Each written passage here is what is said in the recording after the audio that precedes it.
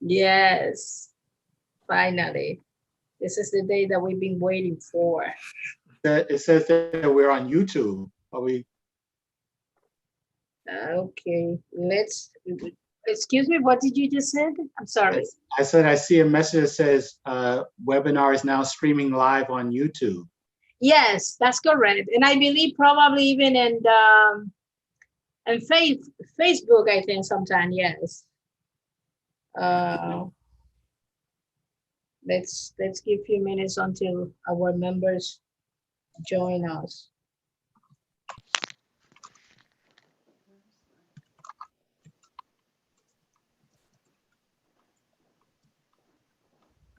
Okay.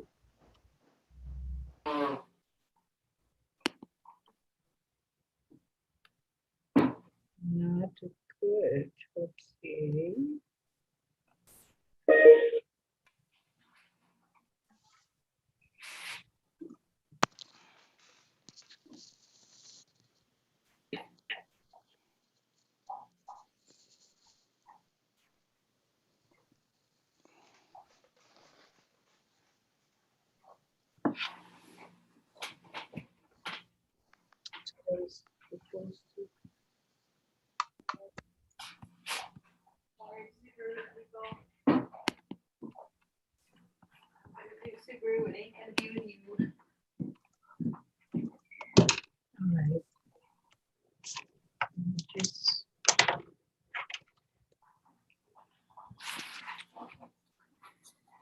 Mr. Israel, and also, to your, of course, Mr. Monroe, I do apologize because on the phone, unfortunately, at the last minute, I have to run to Providence and I couldn't join the meeting.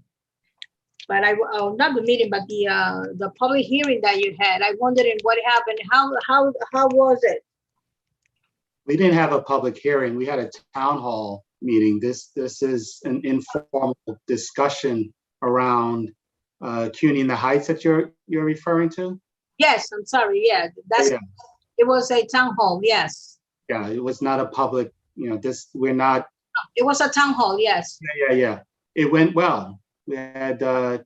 Do you know how many people were there? It was over 70, I believe. Yeah, I think we had close to 80 participants that were there for most of the presentation and the discussion. That was huge then. Wow. And so and our electeds were there, and from the congressman to the assemblyman to city council to our borough president. It was well done. We had a couple of the principals and the assistant principal from George Washington served as our facilitator. Great. Well, I see, especially the high school. It's a great input. It's a good idea that they've been there, and I hope some of them, already, join us tonight as well.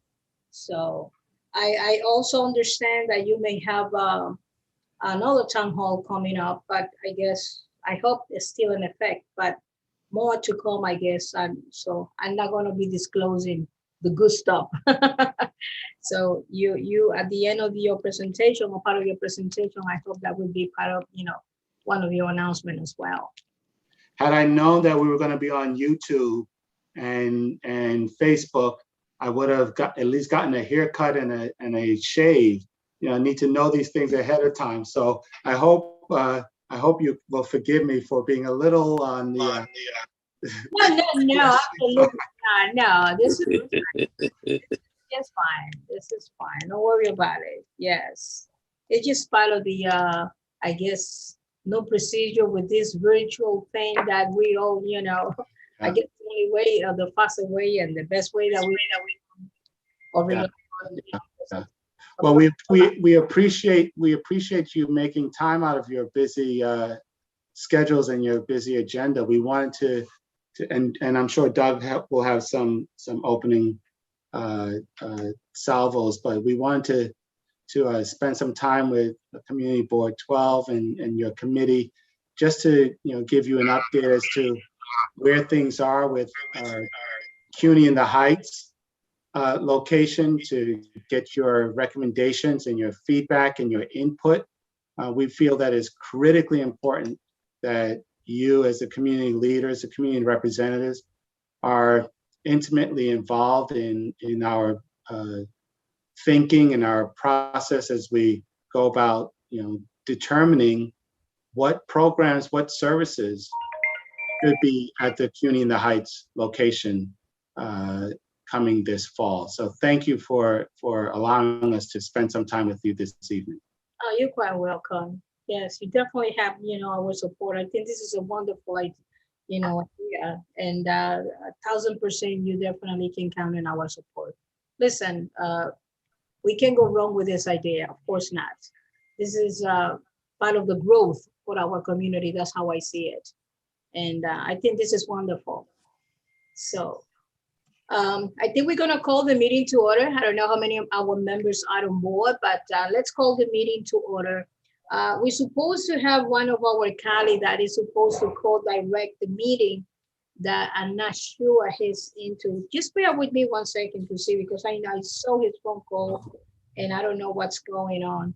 Just bear with me 1 second, please.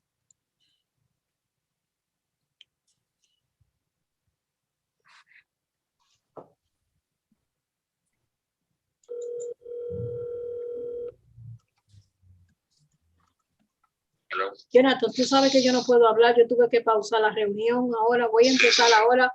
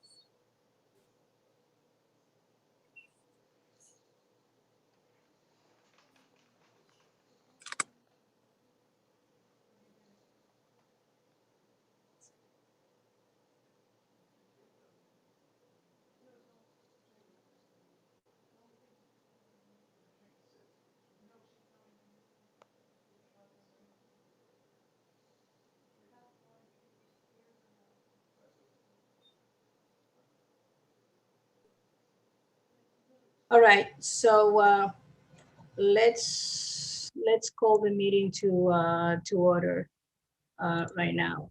All right, so good evening, everyone. Meeting is called to order. Welcome to the Youth and Education Committee. My name is Faye Forimon. I'm the chair of the Youth and Education Committee. I would like to welcome all of you for joining us in this interesting and important meeting. And for the record, today is Monday, May 10th, 2021, and the meeting has been called to order at 7:07 p.m. So I also would like to mention, which is quite important, that as a part of training our members, so every month, part of our goal is to allow members to co-direct the meeting or co-chair our meetings, and part of the training, so they can actually exercise their leadership skills. And tonight we have a colleague, Jonathan Nunez Prometa, who will be actually welcome and introduction into conducting the introduction for each member. And before we go into the actual presentation, I would like to call members of the committee to introduce themselves. So just for the record, members, and following the members, and if there is any board members in the meeting, and then we will take from there, we will start our actual presentation. So board member, please identify yourself. Maria Luna. Thank you, Maria. Anybody Hi, else? Ms. Glennis Aquino Gill. Thank you for joining us. Thank you, Glenny. Yes. Who else is with us? Jonathan from Mira this side. Jonathan, very good. Any other committee members? Okay, so far we have 3 members. All right, board members, do we have board members in the house? Yes, glad to be here. My name is Curtis Young. Okay, Travis, thank you. We have our public members also, before we proceed. Guillermo, please, would you identify yourself? Yes, Guillermo Perez, a community activist. Thank you. Any other board members with us? All right, I guess that they will arrive later on. All right, so let's proceed with the presentation. And I'm going to conceal the floor. I'll handle the floor to my colleague, Jonathan Frometa, who is going to proceed with the introduction of the first presentation. So again, I wanted to thank you, our presenter, for volunteer the times, the knowledge, and for all this information that, you know, that they have volunteered to share with us. I will be back with you, but I will conceal the floor to my colleague. Jonathan, the floor is yours. Please proceed, and thank you. Okay, we're gonna welcome our guest in our meeting. So we have the Dr. Anthony Morrow from BMCC, and is him here now? Yes, good afternoon. It's our president. Welcome. He's the president for the Monroe Borough Manhattan Community College, and we certainly welcome him. And he also, You're very welcome. along with him, we stand. So maybe member of his team wanted to identify themselves. Jonathan, ask the member to introduce himself. Yes, His the team. rest of, yes, please, all the members, have the moment to present yourself whenever you feel ready. I'll Sure. start. Go ahead, Douglas. Good evening. My name is Doug Israel. I'm the Director of Government and Community Relations at the Borough of Manhattan Community College. Thanks for having us here tonight. I'm Welcome. Jorge Jafar. I'm the Assistant Vice President for Campus Planning and Operations. Yeah. Good George. evening. I'm Anthony Watson, Acting Dean of Continuing Education and Executive Director for the Manhattan Education Opportunity Center. Welcome, Anthony. I'm Erwin Wong. I'm the Provost and Senior Vice President of Academic Affairs at BMCC. Wonderful. And good evening. I'm Tony Monroe, and it is a true honor and pleasure to be with you tonight. And it is a high honor to serve as the president of the Borough of Manhattan Community College. Wonderful. All right. This is all your team? Yes, tonight we have the core team that's intimately involved in the reopening of the Cuny in the Heights location, and they will present to you and answer questions. In fact, Dean Watson, there's a question in the Q&A that I think would be most appropriate for you to check on it and provide a response, please. You're happy to take any questions that may come as we walk through the presentation. As you're well aware, BMCC is part of the City University of New York, and we are deeply and truly committed to the City of New York and ensuring that our people get access to a quality education and workforce development opportunities. And so it is important to us, starting with our chancellor, for the community to know that we are a community resource and a community asset.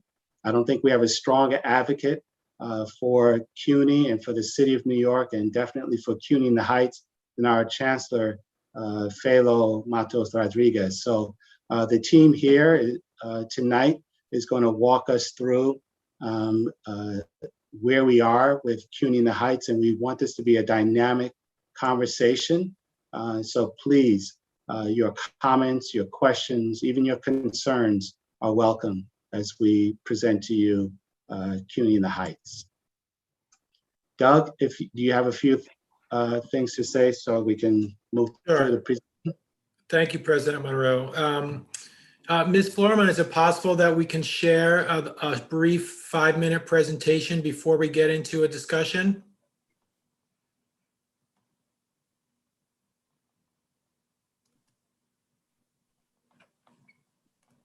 You are currently mute, Faye. Please unmute yourself. Chanel? We need to share, need to be able to share screen. Chanel? Chanel, I think she's also muted. Chanel, try unmute yourself. Let me, okay, let's see. Hold on. Let's go to full screen. Let's see. Doug, who needs to receive the share screen? Right, great. That would be me, Doug Israel. It will be you, Douglas. Yes. All right. But we have Chanel here. Let me try to go her. Let's see, where is she? Because She has to give you the access to. I use that, Chanel? Is that it? There, Doug, you All have right. it. You have it. Okay. Okay. Great, thank you so much. We appreciate the opportunity. As Dr. Monroe said, we greatly appreciate the opportunity to meet with you all tonight to share the vision, the developing vision for the expansion of the Cuny in the Heights Educational Facility. What we wanted to do tonight was share a quick presentation that will give you some background information about the expansion in terms of the space involved, but also what we're thinking in terms of the programming.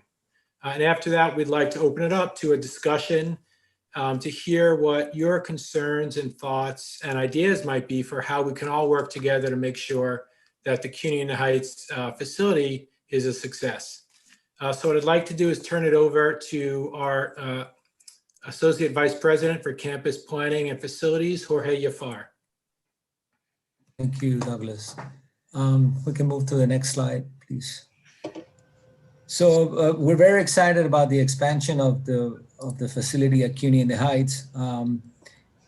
Although it was impacted, construction was impacted like many things due to the pandemic. The good news is that the facility is now substantially completed, and we're now working on the furnishing and setting up of the classrooms. The design of the upper level expansion doubled the existing footprint of the original facility to approximately 30,000 square feet. The design was guided by the universal principles of universal accessibility, from ADA access to gender neutral restrooms. And obviously the goal of providing maximum operational flexibility. And so with that, the number of classrooms that were added doubled the capacity and tripled the number of seats in the classrooms. We also expanded the areas of student support with a quiet study room, tutoring spaces, and a very generous and vibrant student lounge, which is filled with natural light and has that beautiful view of the park across the street. Although the space is not able to support a public assembly space, the upper level classrooms are large enough and flexible enough to accommodate comfortably up to 40 students. And they're very flexible in the way that they are designed. They're multi-purpose, which means that they can either be a computer lab or a regular classroom.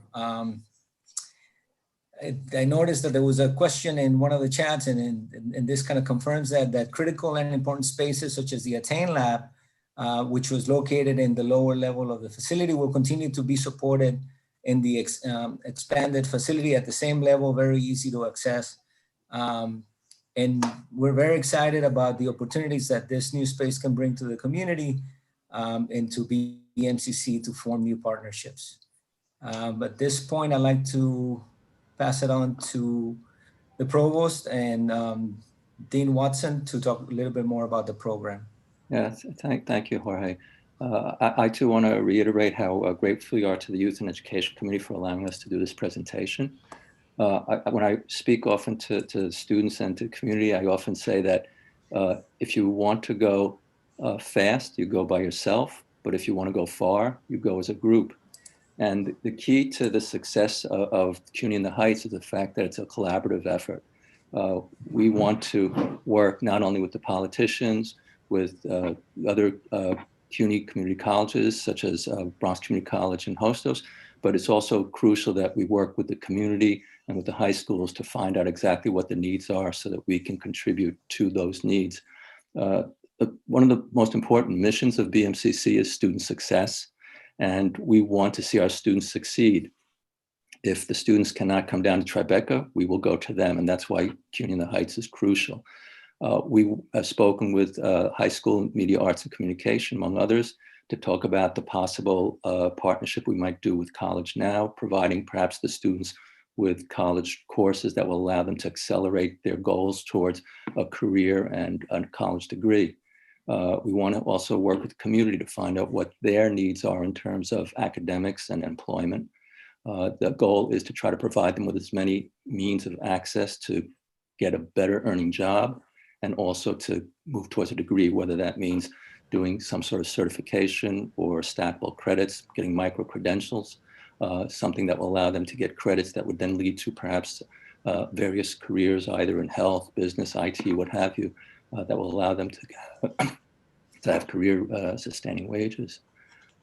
We also want to make sure that in Cuny in the Heights, the students will get the exact same services they would receive at BMCC downtown, which means, tutoring, academic advisement, access to computers. All those support services should be readily available to the students uptown as well. The most important thing is that we want to see that the community's needs academically are addressed, and we'll also hopefully be able to provide them, if it's college readiness, with access to CUNY Start and Math Start, and also if they're interested in accelerating, providing them with programs such as ASAP, the Accelerated Studies and Associate Degree Programs, and any of the wraparound services that are required to help the students succeed. That's primarily on the credit-bearing side, and I'm going to ask Anthony Watson, our Acting Dean of Continuing Education and Executive Director of the MUSC, to talk about what can also be provided on the continuing education and workforce development end. Thank you, VP Wong. VP Wong presented a lot of the programs on the academic side. What I would say is that we're really looking in the community for programming that really will address the needs of those who are looking for workforce development. So things like healthcare programs, things like IT programs, those are programs that we're really looking to, bend up for this particular community. Part of this discussion is really hearing about some of the things that Community Board 12 is looking to particularly do, but we're going to provide programs that really address the needs of what the community needs. I have heard, or I've seen a few posts in reference to the SUNY Attain Lab in the chat. And I think one of the things that's a major priority for this particular site is that we're going to bring the SUNY Attain Lab back. I know that it was a really, needed resource in the community, and it's something that we will continue to provide. In reference to some of the other Attain Labs across the state of New York, they are looking to kind of reopen and doing their reopening plans for the fall as well. The Attain Labs are definitely important to CUNY in the Heights and across the state. So we're looking forward to the continued work in reference to these labs, but also the work of BMCC in the workforce development programs that we're going to be bringing to the community. At this point, I'll pass it to Doug. Okay. Great, thank you, Anthony. And so before we move to discussion, just really quickly wanted to share with you all some of the outreach that we've been conducting and plan to conduct so that we really can get a good grasp of the community, workforce, educational, and broader community needs. So we've already started the process of reaching out to all of the local elected officials that represent the area in and around CUNY in the Heights. We've had face-to-face meetings, and we actually will be giving many of them a walkthrough of the site. We've also reached out to the high schools, starting with the high schools on the George Washington campus, because of their proximity, and also they have focus areas that align very well with programs that we offer and what we've heard are needs in the Heights community. We're also doing a round of meetings with local employers and community-based organizations to start to really understand where the gaps are, the skills gaps are, and how we can fill them. And then also from a community perspective, what are some of those after-school needs, weekend needs, adult literacy needs, and how can we, partner with the community to meet some of them. And so in addition to these kind of face-to-face and, one-to-one meetings with all of these key stakeholders, we held a town hall last week that was in collaboration with our local elected officials. President Monroe, mentioned it at the top. We had about 80 community members who participated from a pretty broad segment of the community. We plan to do another virtual town hall late spring, early summer, and we hope to talk to you all a little bit about that. We would love to partner with the community board if possible on that town hall. And so this is kind of our first wave of outreach. We plan to continue this type of outreach and look forward to hearing from you all tonight about ways that we can all partner to successfully launch and continue Cuny in the Heights. And so with that, I would like to kind of open it up to discussion. First, I guess we can start. We'd love to hear if you have any questions about the Cuny in the Heights facility or the developing vision for it. And then really, we'd just love to hear from you all about what some of those community needs are and how we can help make this educational facility successful.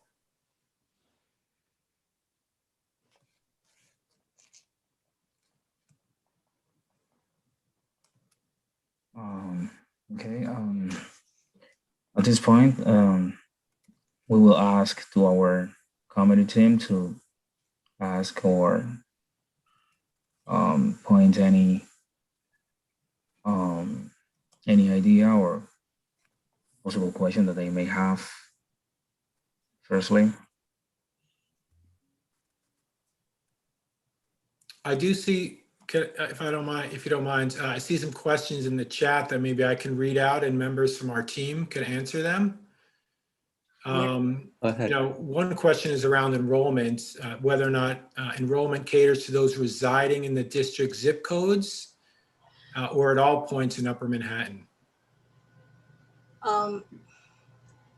May I just interrupt you just for 1 second? I'm sorry, for some reason I got disconnected automatically. It's just that happened. I noticed that we are having problem with the connection. But I think it's important that Jonathan, in terms of the rule, who speak first or who ask question first. So would you please address that?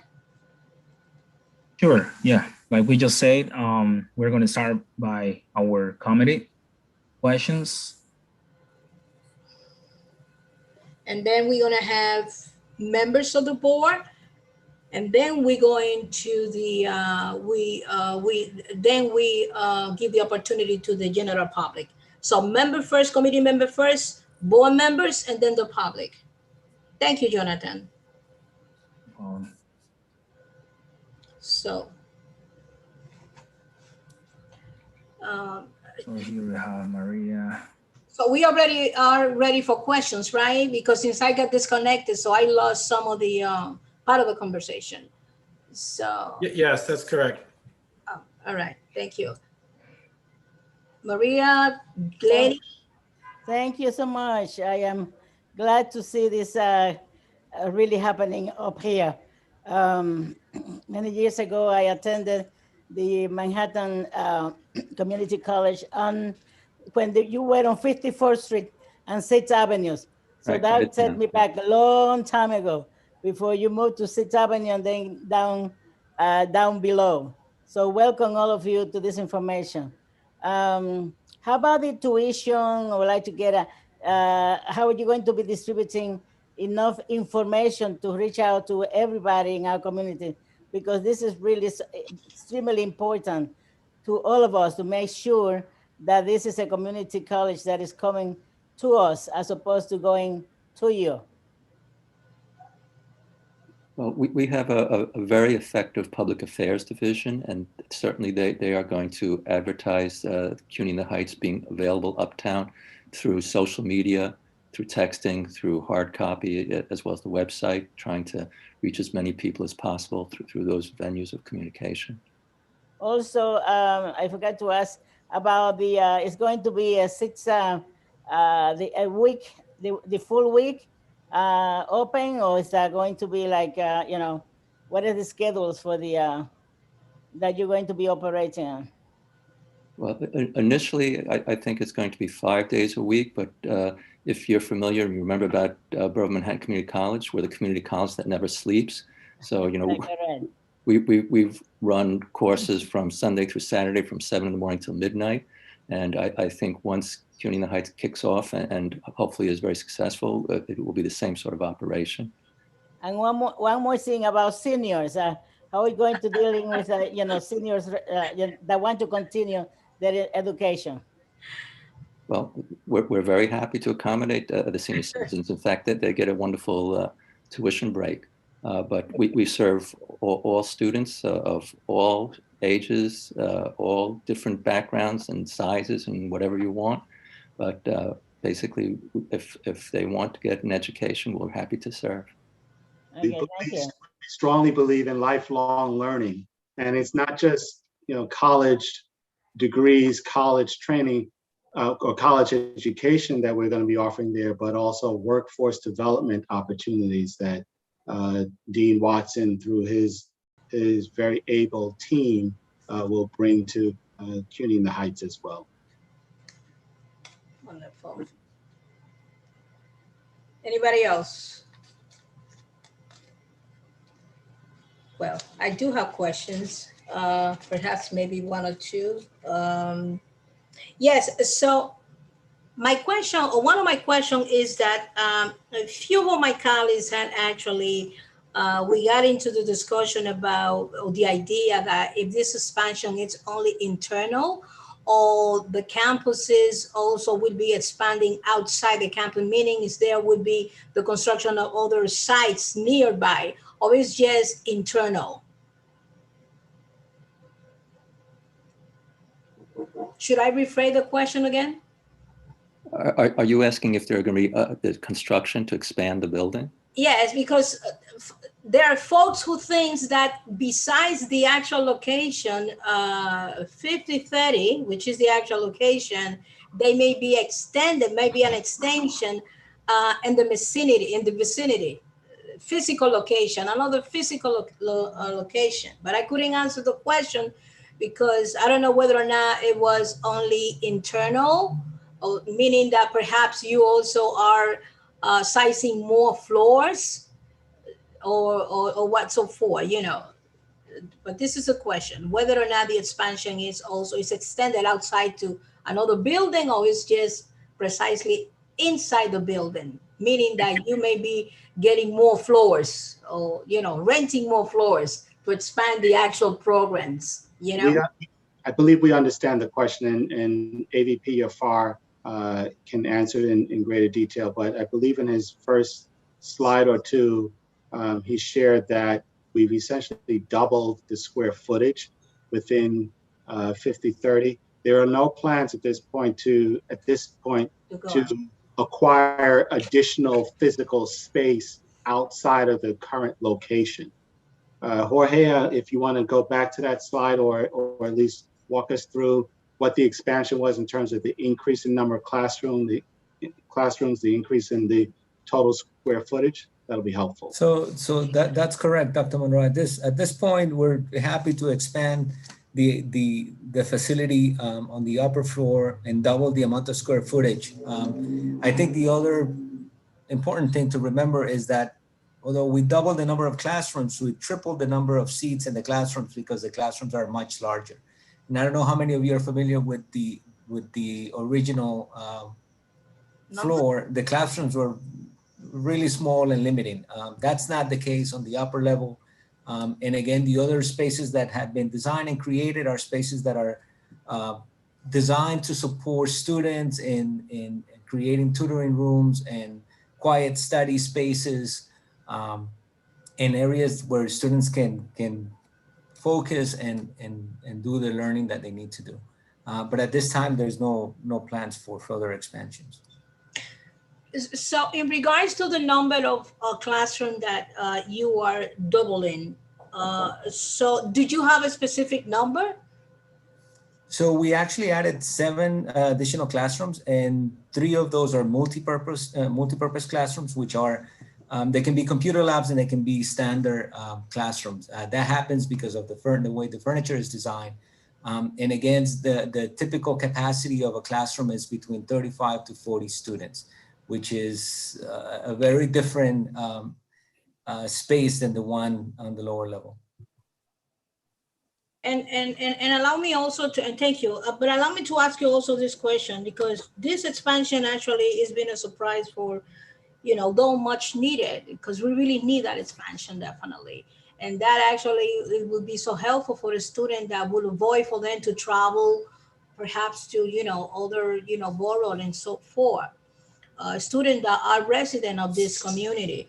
So what exactly led to the idea about this expansion? So usually when things like that happen is because there is a need, but I wonder what exactly CUNY, decided or say, you know what, we need to expand Washington High. We need that expansion. So, and what led to that exactly? I'm not sure I can answer that from a programmatic perspective, but from a physical perspective, in terms of the facility, I think, again, the spaces on the lower level were kind of limiting in terms of size and the level of service that we could provide. So the additional square footage allows the flexibility to offer more programs and more support. I would also add that prior to the renovation, the course offerings that BMCC had at Cuny in the Heights was fairly successful in terms of the numbers, the enrollment, and then in terms of the student interest. And I think that led the university to believe that we could sustain more offerings at Cuny in the Heights, and that led to the expansion. Okay. So, well, I hope in the near future, not only you get to expand what you already, are projecting to expand, but perhaps you expand it physically, the actual side of the campus, because I know that we have a huge population of people who need CUNY so badly. But this is something that we really treasure. And I really thank you, President Monroe and your team. Mr. Douglas, Israel Douglas, who's been in contact with us consistently. So thank you so very much. And I just wanted to see anybody else wanted to add anything else. Mr. Juan or Mr. Jafar. And I guess anybody else, whatever you may want to need. Jonathan, you want to proceed with asking questions? But I'm trying to really, they want to volunteer any additional information. So while you call folks to ask questions, that would be much appreciated. I also saw a few questions on our chat. Probably they were answered already. And so members, we don't have no more members, board members, because they should come next. So we basically have Lenny Aquino if he has any questions. No, I don't have any questions, but thank you so much for the very useful presentation. This is Maria. I'm sorry. I should have raised my hand. What type of outreach have you been doing to the high schools around here? Make sure that they understand the needs to continue their education. And this is a perfect time, perfect site. And for the people that of the Upper Manhattan, and probably people from the Bronx also that can commute to this facilities. I think that we need to make sure that our young people knows that there is another avenue for them to to continue the education.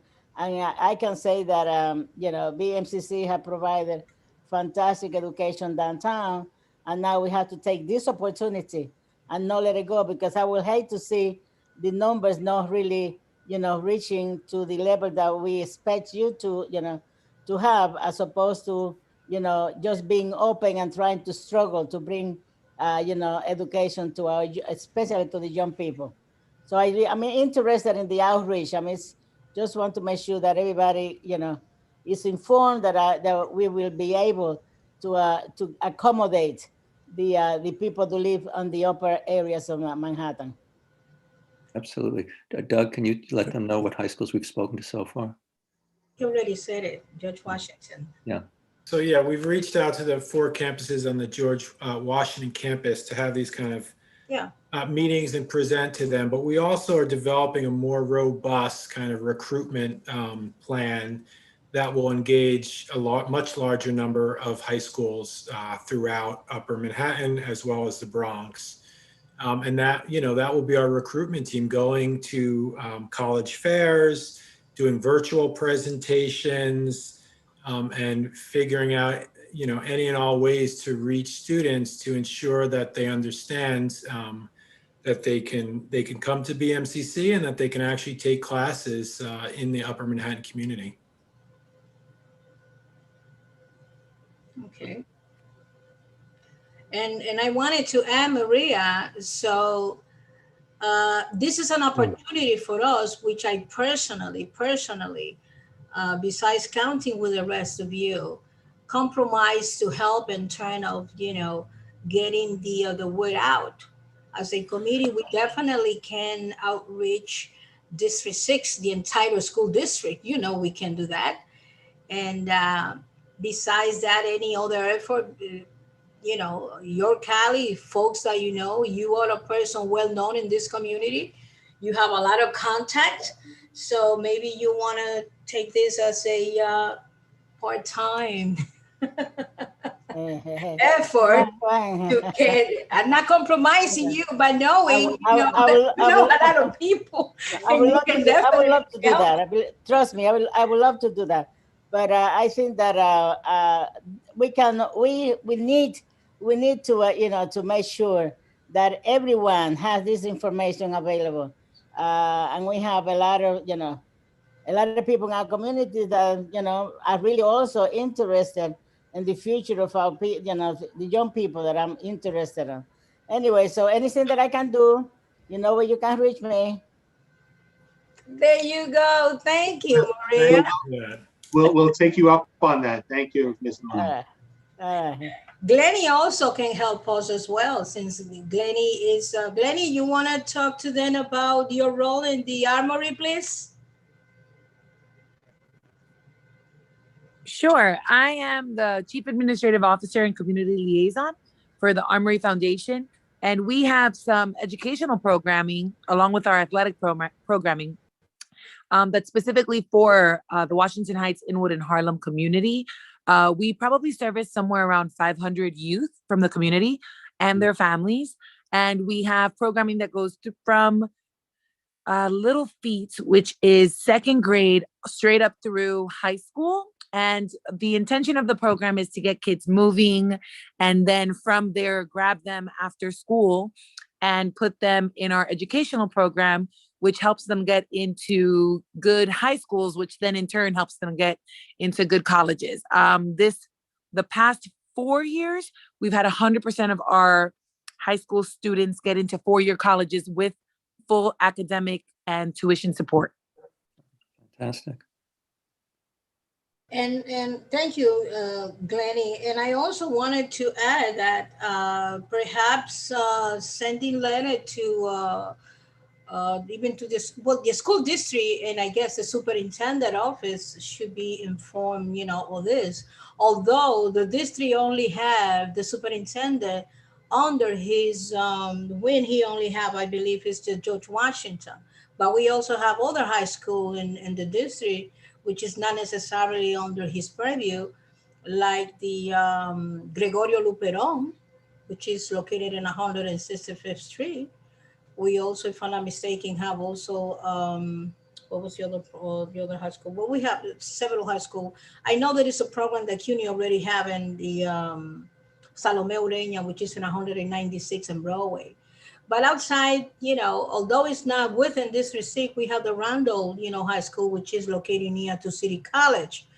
And there is a program nearby and there that I personally run around there, and I can definitely, spread the word. If you can come up with few flyers and distribute it within the even the churches, you can target churches. We can target any possible organization where youth, they serve youth or the parents. So non-for-profit organization, we have tons of non-for-profit organization that provide services for our youth. We have also charter school like the Inwood Academy, which is also another high school. So we can outreach all these folks, and if they at least help us to spread the word as well, it will be fine. One very last question that I have is that I assume that you're gonna have a some kind of ceremony or opening. So these are the folks that needs to be informed, like the school system leaders and also executive directors from different non-for-profit organizations. So I will help you to to spread the word, because I know this is going to benefit a lot of youth in our community. Absolutely. And we intend on continuing reaching out to community and community leaders. And so any and all recommendations that you make, we take them willingly and gladly. And as it relates to the formal official ribbon cutting, that'll probably take place later in the summer, early fall.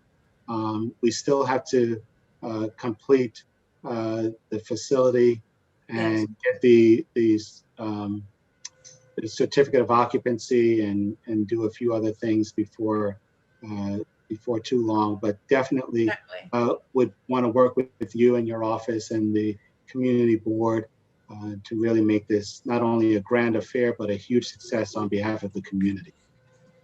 Wonderful. Jonathan? Oh, yes. Sorry, maybe it took me too long, so sorry. And thank you for answering, my questions. And again, you definitely can count on my support, yes. Or with my support, yes.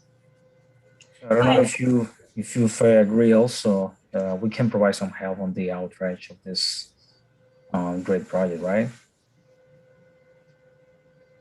Yes. Yes, good. So we also have some of our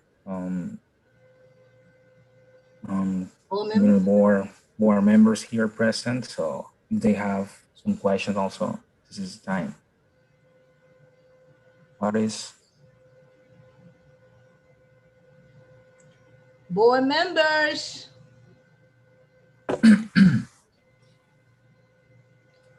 If not, then we'll switch to the public. Looks like.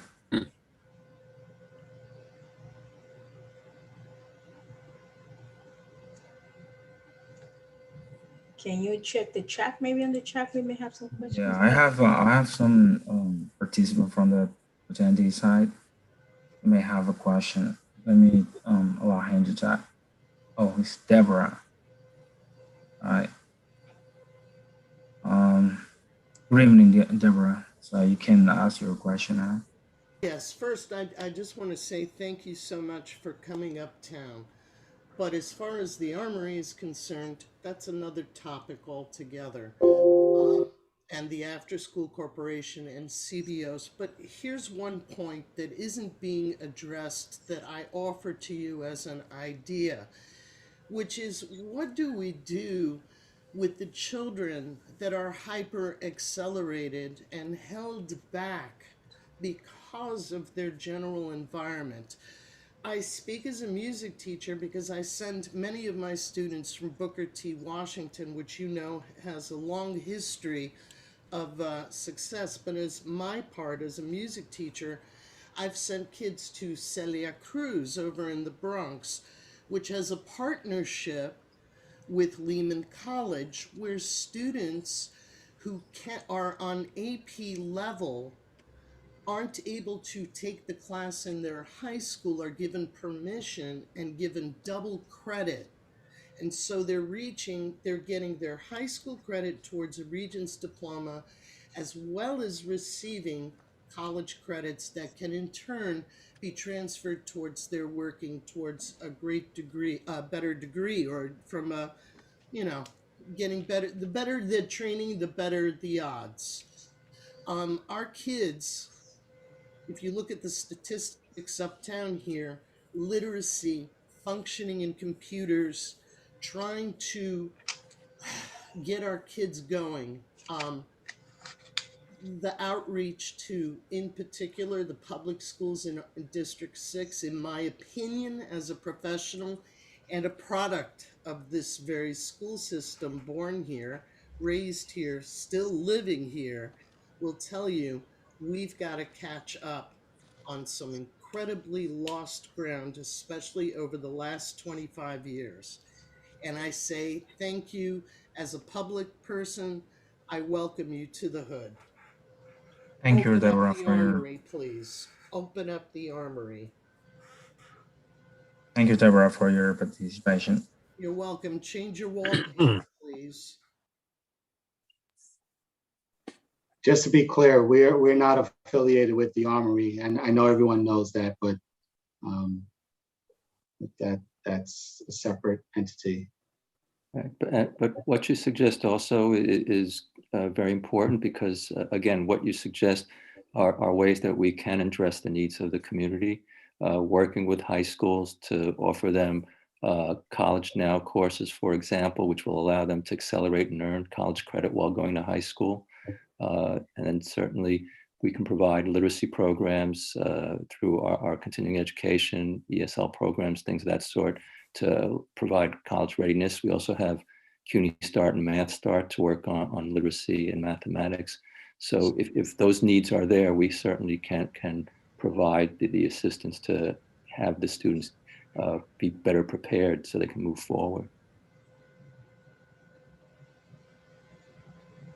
All right, so Blanca has a suggestion. Sorry? Blanca has a suggestion, or I believe, at 7:50, yes. Like here? I don't see her. She's in the chat, in the Oh, yeah. Q&A. Yes, she's in the chat. All right. Maybe you want to read what she said. Okay, Blanca, you're able to talk right now. Can you ask your question or? I have to unmute. I can't unmute. We can hear you, Blanca. Can you hear me? Yes, you can. Oh, thank you. Oh, I didn't know. Can you identify yourself, Ms. Batino, please? My name is Blanca Batino. Very nice to see all of you.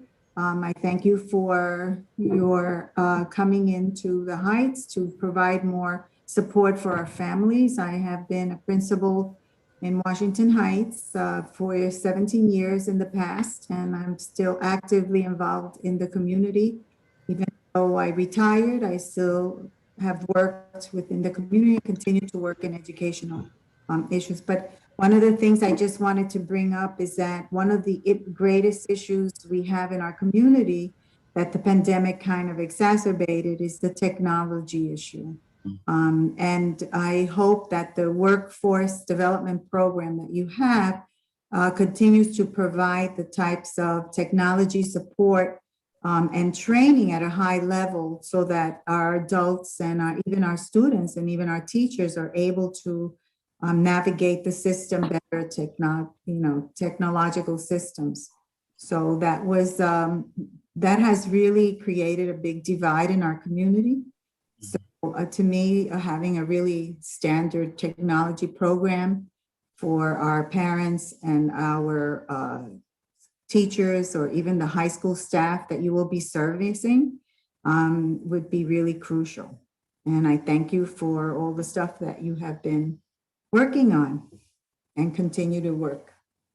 Well, thank you so much. Dean Watson and Provost Wong can address those issues, but Dean Watson has a phenomenal program and thoughts around workforce development, but especially focused on IT. Dean Watson?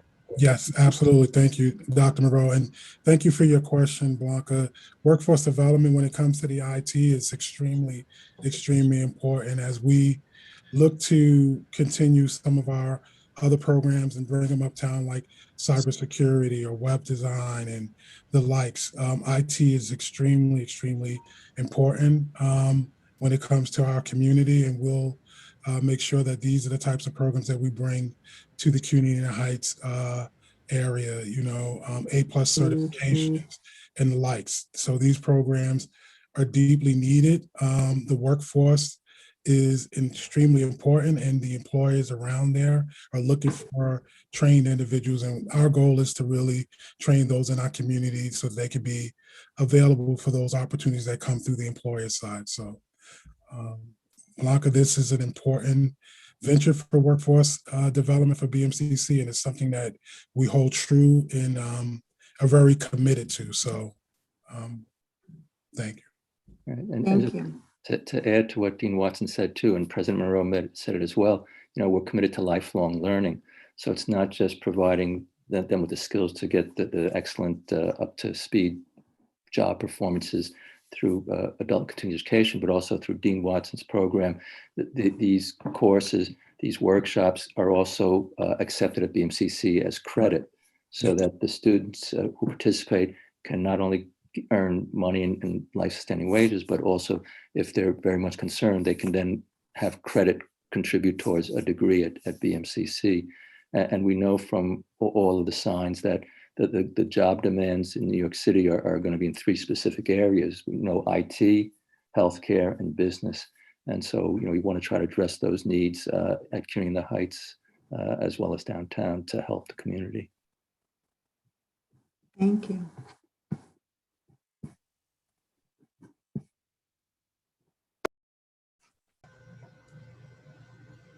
Jonathan?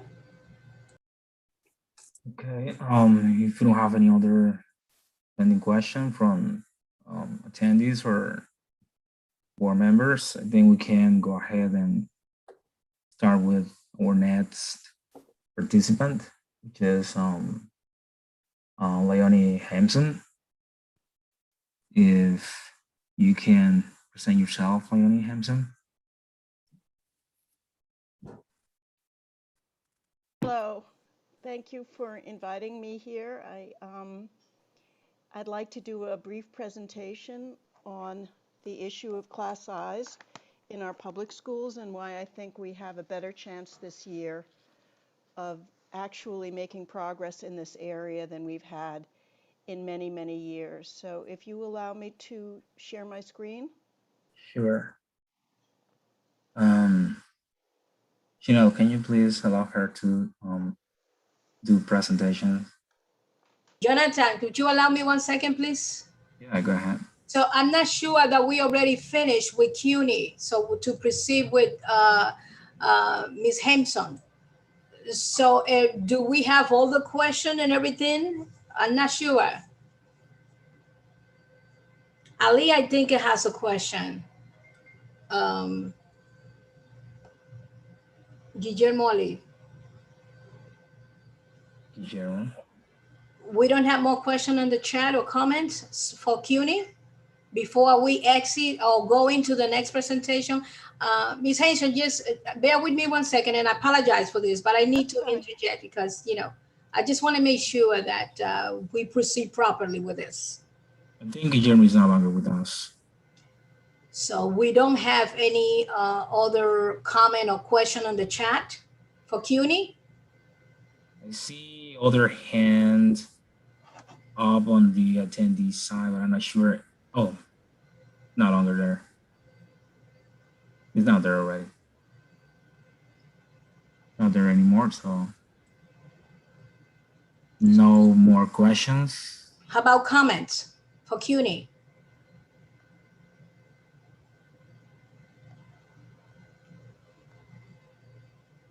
You guys can also check the Q&A and chat, double check everything is answered or nothing pending. All right. Okay, so Mr. Israel, I don't know if you have access to the chat, but I know that the Inwood Academy for Leadership High School, they are sharing their contact information. I believe that they probably would be interested definitely in contact with you. But in any event, I can definitely follow up and share her contact information. But can't you see it as well, maybe? Yes, thank you. I took down the contact information for Ms. Mahoney, and we will follow up and appreciate you and Ms. Luna offering also to kind of help with some outreach with parents and administrators and others, and we will definitely follow up with you on that as well. All right. So at this point, if nobody else has any comment or any questions before we formally thank you, I just wanted to just suggest if you have any further inputs or any final comments that you may wanted to volunteer, Mr. Monroe and your team. Great. So we thank you again for this opportunity.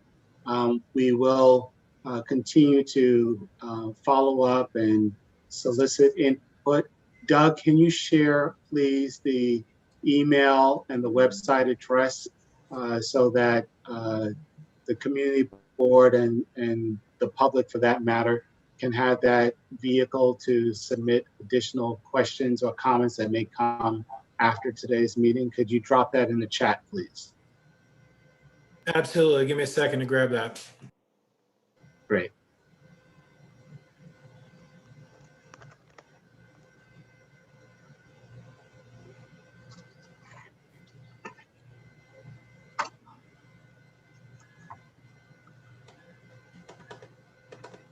Can go ahead and present Leonie Hampson, right?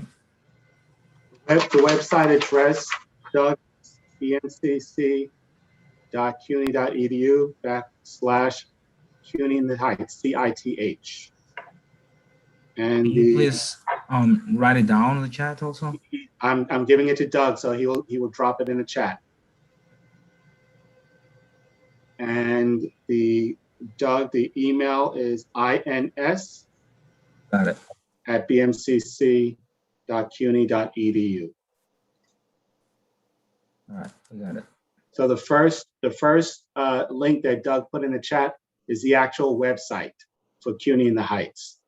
And then he's typing now the email, should there be any additional questions or concerns, comments, recommendations that can be emailed to us. And that's ins@bmcc.cuny.edu. And Doug will drop that in the chat as well. Or he had. Yeah, it's already there. Well, thank you so much. We appreciate this time and look forward to partnering with you as we bring Cuny in the Heights to the community. Well, Mr. President Monroe and Mr. Israel and Mr. Wan, Mr. Jafar, I thank you deeply for making the time and share this lovely presentation. And again, I just wanted to reiterate, our appreciation on behalf of our Untitled committee. And we definitely will be working close with you to help you in any way, shape, or form we can. Thank you so very much. Thank you so much. And thank you. Go ahead. No, I was just thanking you for your time today. Thank you.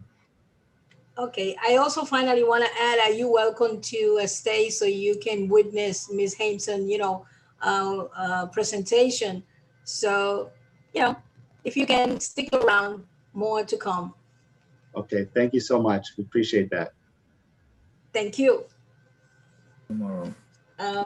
Jonathan, you want to proceed with Ms. Hampson? Ms. Hampson, thank you so much for your understanding, and I do apologize for just a little bit confusing, but we're in training with our colleague. So hopefully, you understand. Absolutely, I understand. Thank you. I appreciate it. Presentation from BMCC, which is a great institution that we all value highly. Indeed. So can I share my presentation? Yes, there. Can you see it, everyone? Yes, Yeah. we can now see. Okay. I should help Jonathan and say that Ms. Leonie Hensley is a avid, how do you call, a fervent advocate of class side matter. In the past, you know, our committee, along with the CEC, when I used to be at the CEC, we used to, you know, work together. Our committee have passed resolution in support of. Uh-oh. Yeah, I think we lost her. Sometimes she got cut off. Yeah. Yeah, I remember those topics when we discussed the class size. And yeah, we all agree that the size She's really coming matter. to Oh, present she's back. a new, a wonderful, you know, news, which is a part of the advocacy that she's been doing for decades. So let's see what she's bringing us tonight. So it's not for me to reveal, but it's for her to say so. Jonan, thank you, and thank you, Ms. Hinton. Well, thank you for your hospitality. I have spoken before your committee before in years past, as well as the CEC, and Yes. you've always supported my advocacy and the issue itself, which is smaller classes in the public schools. So we believe that next year is the best year that we've had, the best opportunity that we've had in many years to actually reduce class sizes in the public schools. A bunch of events have happened all together to make this more possible than before. The City Council has proposed the 250 million be allocated in next year's city budget towards hiring about 2,500 more teachers to lower class size, especially in struggling schools with vulnerable students, and that could lower class sizes in as many as 10,000 classrooms, because every time you create a new class, it lowers class sizes across the same grade or subject in a specific public school. There is also a bill now in the state legislature to renew New York City's commitment and obligation to lower class size. The bill was introduced by Senator Robert Jackson, whom you know very well, who represents your district, and also in the Assembly by Assembly Member Joanne Simon. It was just posted today, actually. And what that bill would do is to obligate New York City to resubmit, update, and implement a class size reduction program over 5 years. And that was in the original Contracts for Excellence law that settled the CFE lawsuit. I'll go into that a little bit more detail later. But now that we're getting full foundation funding from the state, we believe that it's time for New York City to actually fulfill the goals of the original lawsuit. Now, many of you probably know the research is very strong that smaller classes lead to better student outcomes in every single way that can be measured, including better grades, higher test scores, better student engagement, fewer disciplinary referrals, higher graduation rates, especially for kids who need the help the most. And that's why it's one of only a handful of reforms that have been shown to narrow the achievement gap or opportunity gap between economic and racial groups. Economists also estimate that the economic benefits are twice the cost for smaller classes. And they would also probably lead to fewer special education referrals and less teacher attrition rates as well. Every single year, we see more and more kids referred to special education, diagnosed with special education needs, and actually going to private schools at DOE's expense, sometimes paying tuition by city taxpayers of up to $800,000 a year in public funds. And we really have never had an explanation of why the referral rates go up every year, but I think part of the reason is these kids' needs are not met in our public schools, partly because class sizes are so large.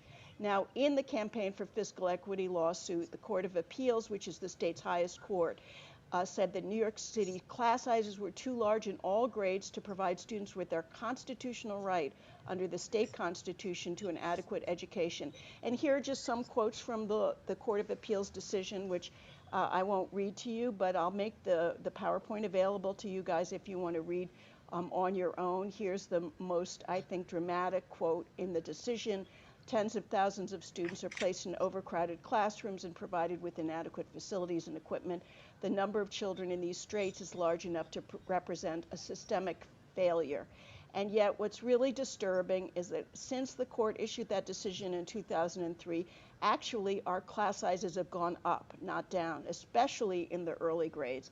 And here are some charts which show you the long-term trend in class size for grades K through 3. The little red line right here is when the CFE decision was released that I just quoted from, and you can see how much larger our class sizes are on average in grades K through 3 now than they were when that decision was issued. That's the 4th through 8th grade class sizes. They're about the same. They're no lower really than when that decision was issued in 2003.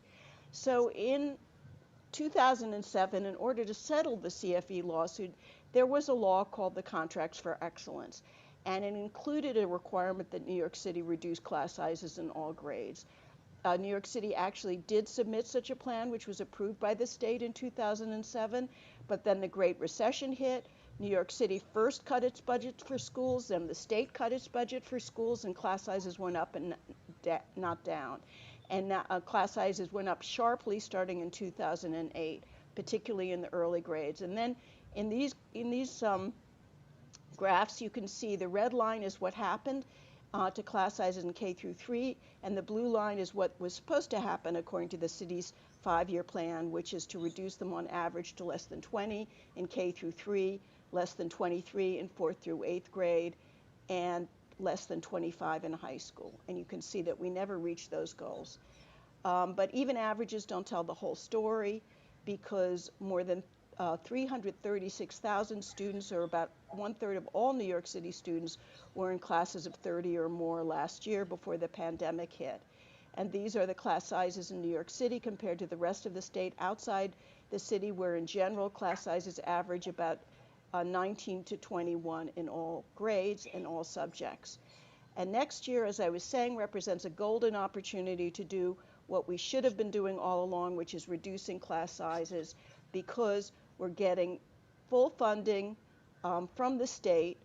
As I said, Robert Jackson has submitted this bill that would require New York City to reduce class sizes in all grades. It's been also submitted by Assemblymember Joanne Simon, and the bill has additional transparency requirements, hopefully that would require an accountability that would require New York City to follow through this time.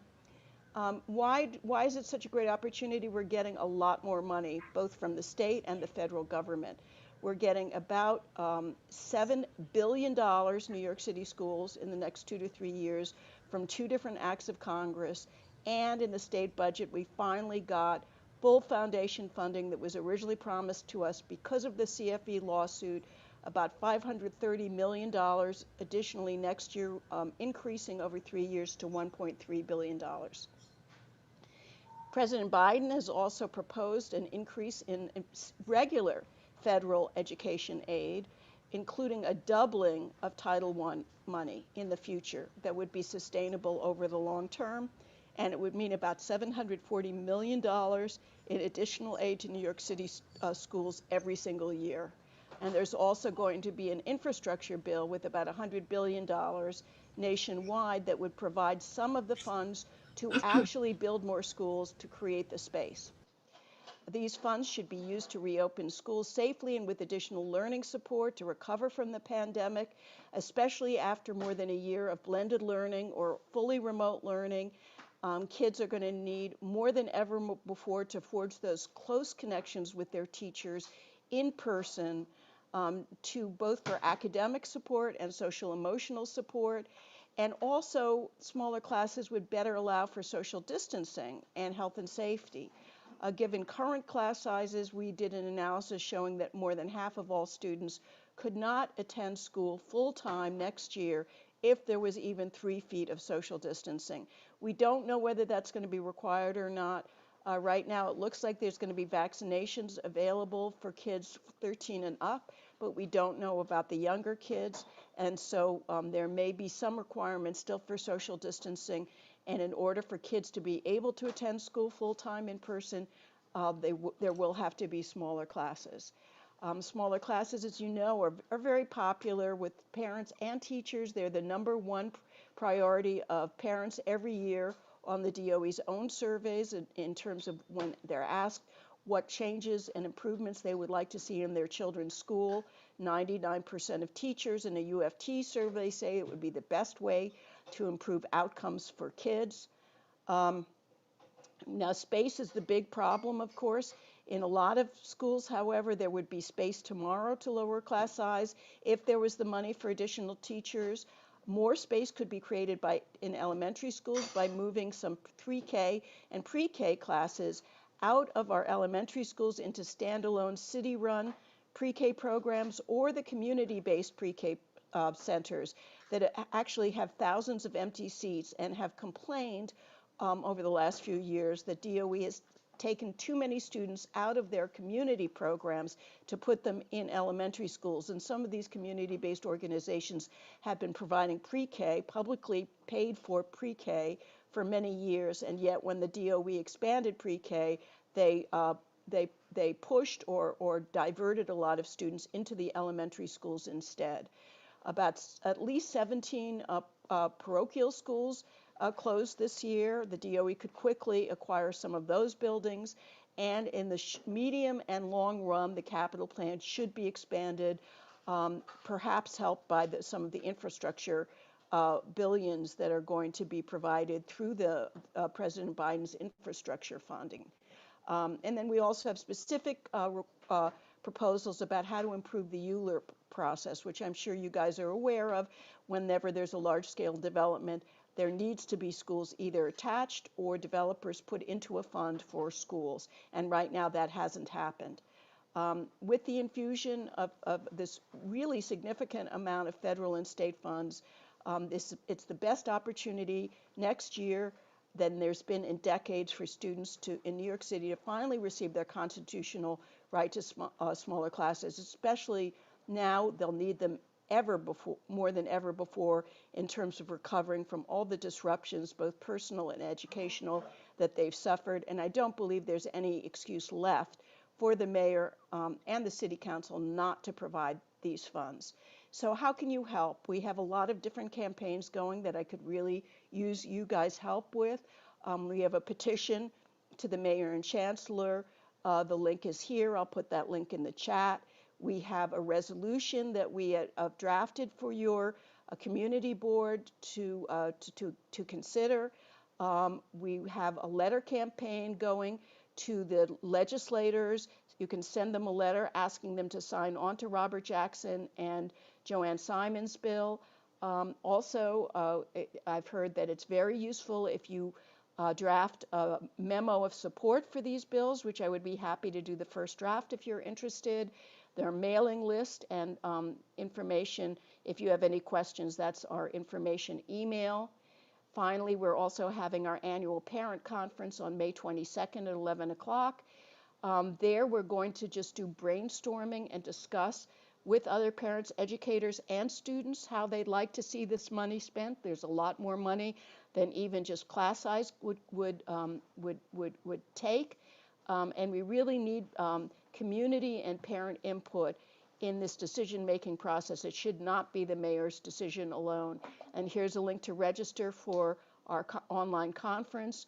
Representative Jamal Bowman is going to be the keynote speaker, recently elected from the Bronx and Westchester. We also have a 5-minute survey that you can take where you can express your priorities for how this money should be spent in order to improve the health, safety, and the quality of education for our kids. So that's my presentation, and I'd really be happy to answer any questions that you might have.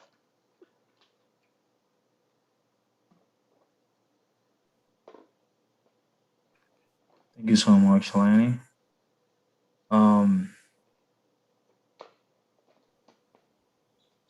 As we used to, we're going to start with our committee questions. If we have questions from our committee, this is the time for it.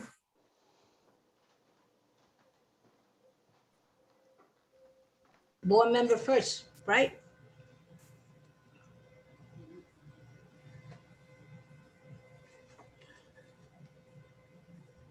Curtis and Maria both have their hands up. Yeah. Oh, Go ahead, Maria, then Curtis. hi. This presentation that you just gave us, it's really scary to me. We are talking about millions, billions, and every, series of zeros after the point. But we are looking at a new scenario right here in New York, where we're having elections this year, and the new leadership is coming up next year.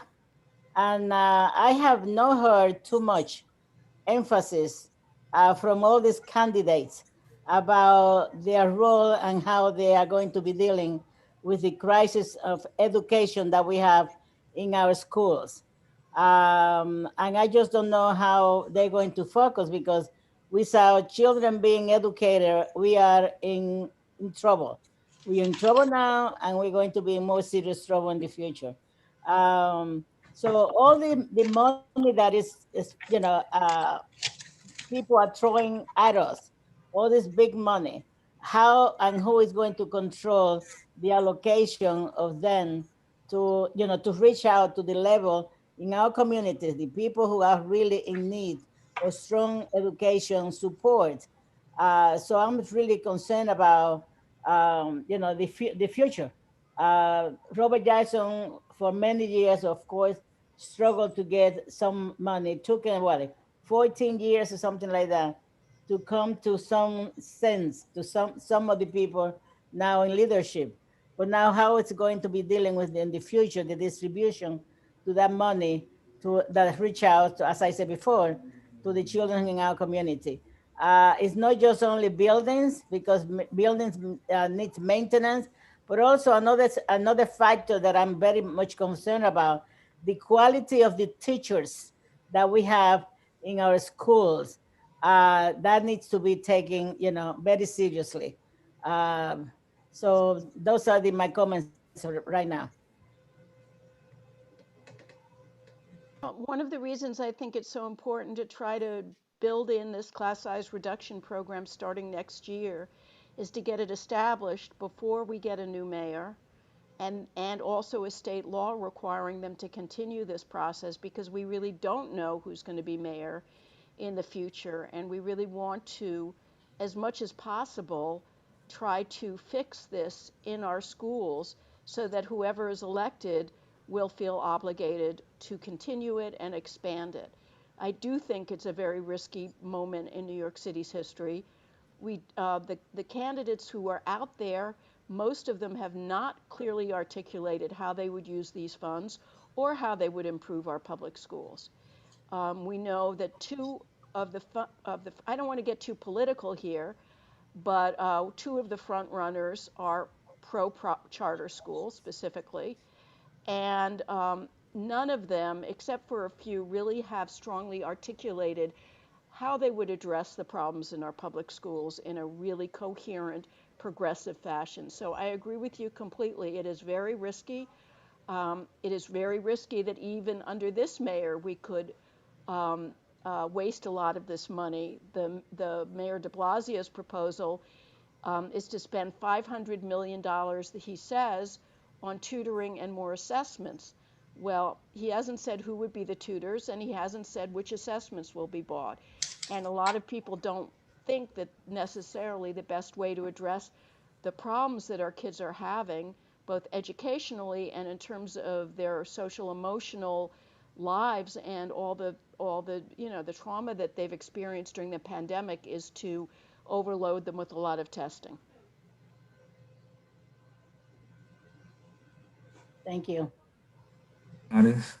Okay, yeah, I agree with a lot of the points that Maria made, so I won't repeat what she said, but I do have a question about have you received any feedback from the Department of Education on their thoughts on the City Council proposal? Are they in support of it? Are they in opposition to it?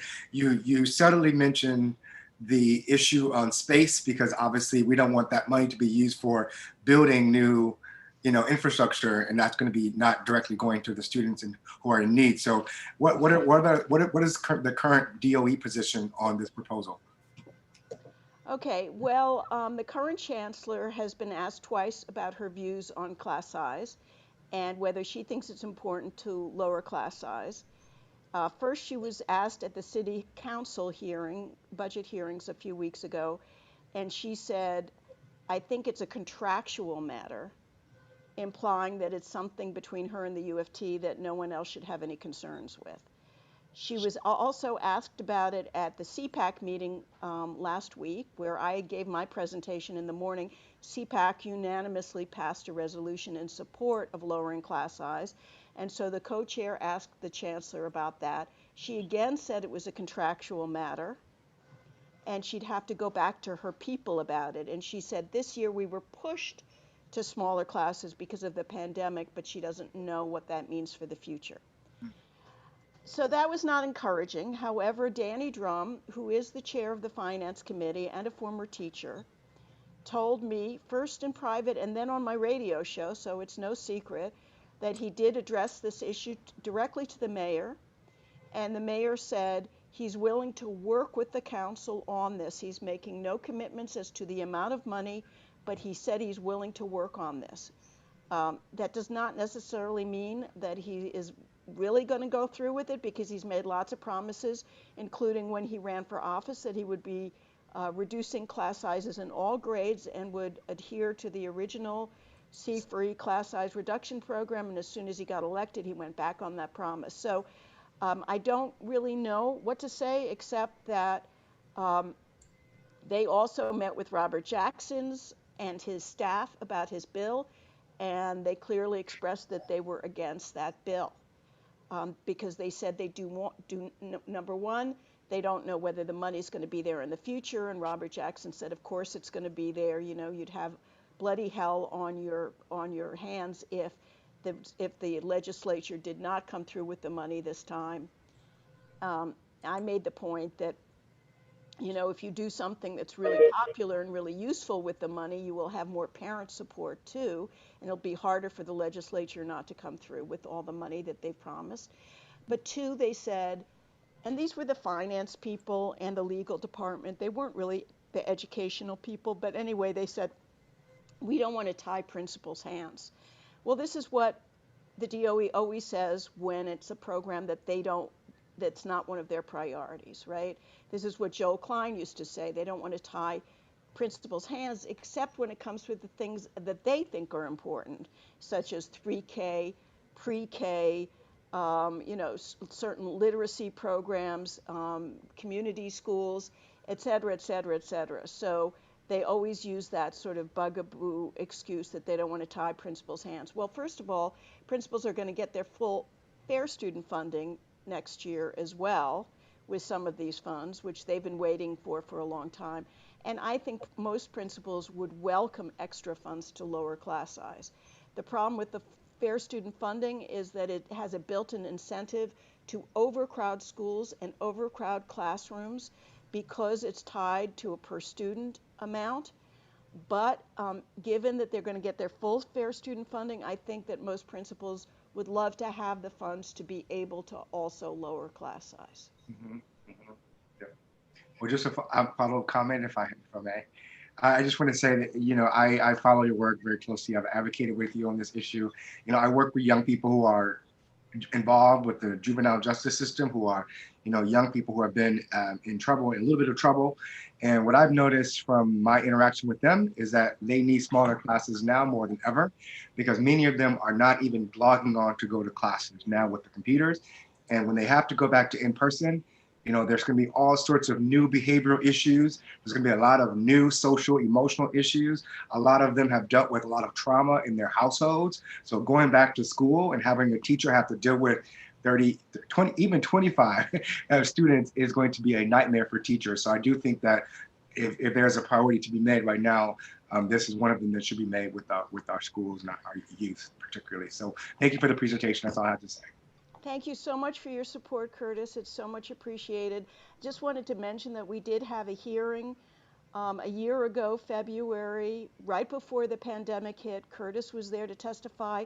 It was standing room only at City Hall. So many parents, educators, students came out in support of this issue, which is such a huge priority for them and which the research shows is so important for our kids. So I'm hoping that you guys will pass the resolution, send a memo of support, and really fight alongside us to make sure that this happens, because I agree completely with Maria. It's a real risk that we're going to get all these billions of dollars and a lot of it's going to go down the drain.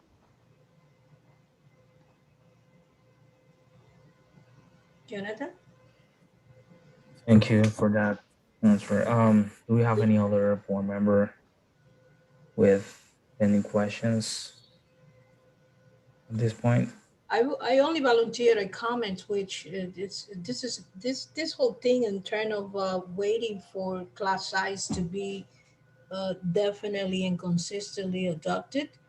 I think this is something that has been for so many decades, not years, but decades. And I believe that in the situation that, with the COVID, and I think this is something that the not only the governor, but also more important, the mayor, like Leonie said, the next mayor, they should consider, and they shouldn't even wait until next mayor, comes.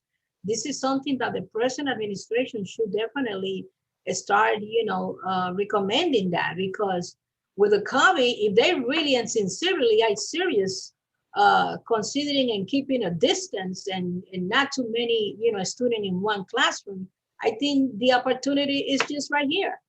If they seriously about this, if they really care about this. So I don't see any other opportunity that can be more, not effective, but that can justify, the needs for this than what is happening today, So I think that you definitely may need an outcry of people to continue. If they can double that support and cry for that support, perhaps maybe when the city open up officially, I don't know if as it is right now, people can go to the city hall and perhaps come up with some kind of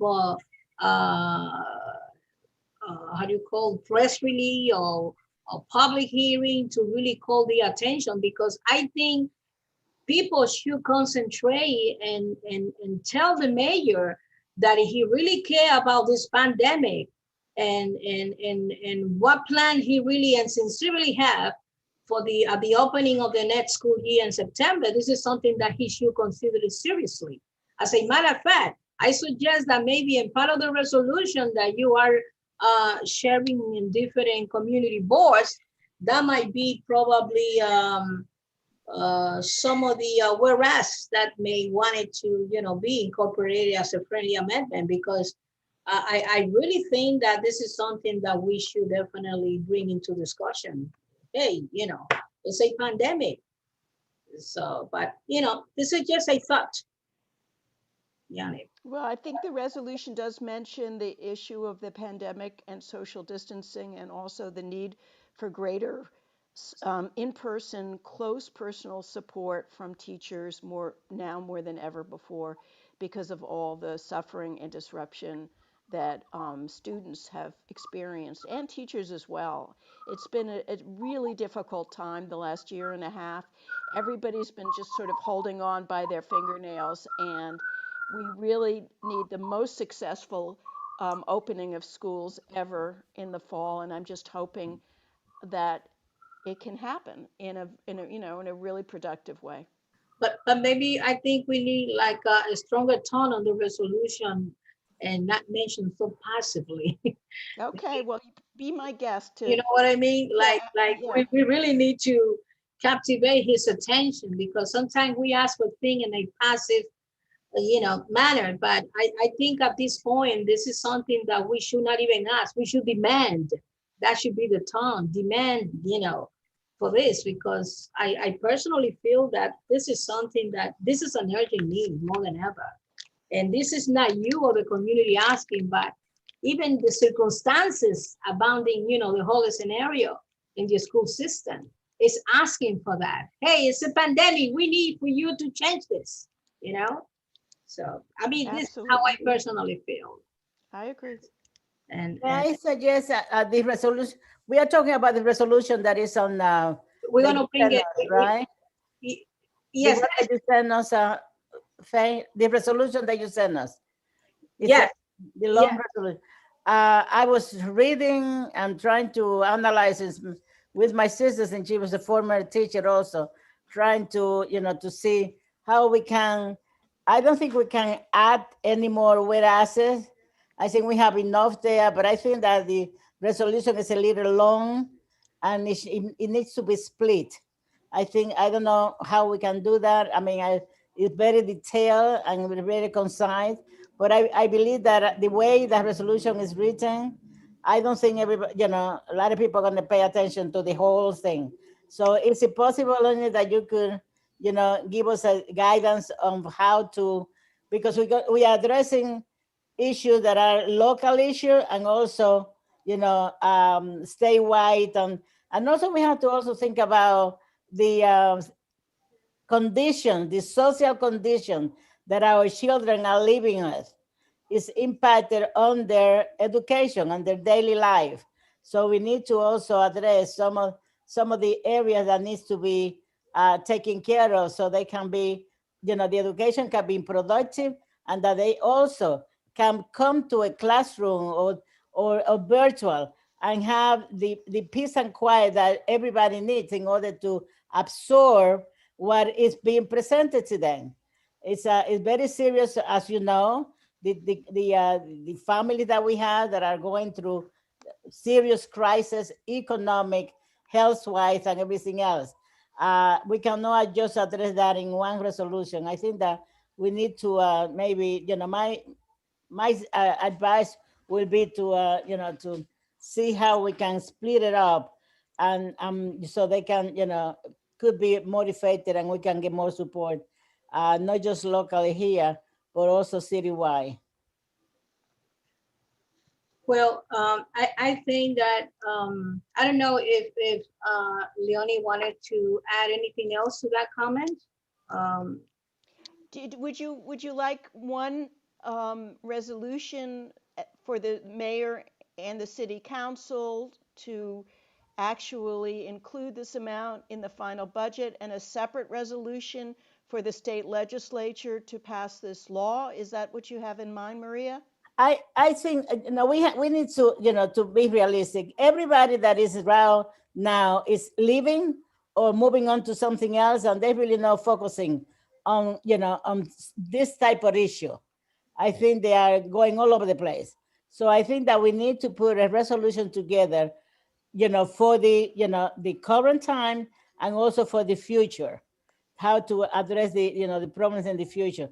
Because right now, I mean, if there's 150, candidates saying whatever they have to say and whatever they want to go from, 1, 2, 3, 4, 5, and things like that. And they're really not focusing on this type of thing. So, I mean, this is my personal, belief. I may be wrong. I hope I am wrong, that people who are trying to get to a leadership position within the city council, the mayor, needs to focus on, this is a priority for all of us, all of us. So I just, I'm a little concerned about the lengthy, resolution that we have in front of us. So I just don't know if I don't know, maybe Curtis can, give us an idea. I think Blanca is on the, is also with us. Yeah, I think we have one idea. Faye, do I have your permission to? Sure. Okay, cool. One idea is to separate it and have one focus on the local issue at hand of class size reduction and the city council proposal of the 250 million, and the other may be to focus on what's happening for the money that's coming from the federal level down through Albany as well, and maybe that could be about the future. I don't know. But I do hear Maria's point of there's a lot of issues and there are going to be continual issues way after September. Even if they pass the budget and allocate $250 million, we're still going to need better oversight, a lot more resources for those who are in with the social emotional continued needs in a large class size or a smaller class size. So we're gonna have to figure out a way to have a comprehensive conversation about how everything is managed and what comes along with the smaller class size. It's not going to be helpful, if I understand Maria is correct, it's not going to be helpful just to put people in a small class size, in a smaller class at this point. So we're gonna have to talk about everything that goes along with it, and hear what you go from there. I mean, does that make sense? Yeah, I understand what you were saying, and I don't know how Maria have to respond to this, but I have a different also, or similar, I would say in some way, thoughts. Maria, you want anything to add before I? Well, I need to consider also that this is not a resolution just for our, community or area seats. So we are talking about the entire education system. I mean, that's the way I'm looking at it. So we need the support of everybody. This is going to be, sent to the board of boards. Right here in Manhattan, we have 12 community boards. Everybody's going to chip in on something like that. So I think we have to be more specific about, some of the issues that are being addressed within that resolution. Right. And I don't know, you wanted to have a vote on this resolution tonight. I don't think we're ready to do that. All right. Yes, we're going to address that. We're going to address that. One of the things we have 20 minutes left to begin with. There's also the social worker issue that I don't know if this can be added to this resolution as you talk about the additional need of supporting students once they return to school in the smaller class sizes, hopefully, and that they're also provided with the social emotional support so teachers can still be successful with what they're doing and they're not dealing with the byproduct of all of the trauma that came because of COVID. So I know I think there was also a mention of hiring more social workers. I'm not sure where that is, but if that is not moving forward, maybe that could be added into the resolution, because I do feel like it's not just going to be the smaller class size, because we just came from a very traumatic year and we still are going through it. So it's going to have to also be coupled with more support for the schools through social workers and behavioral specialists. So that was actually in the original resolution that I drafted, to hire enough social workers and school counselors so that every school had at least one of each. And then there was an agreement between the city council and the mayor I believe, to do that. Okay. In the final budget. They did add a bunch of social workers, and I think they agreed to have one of each in every school, but I'm happy to put that back in the resolution if you guys would like that to be there. And it was in the original resolution that I had drafted. All right. I wanted to say or add a little bit of about Maria's saying.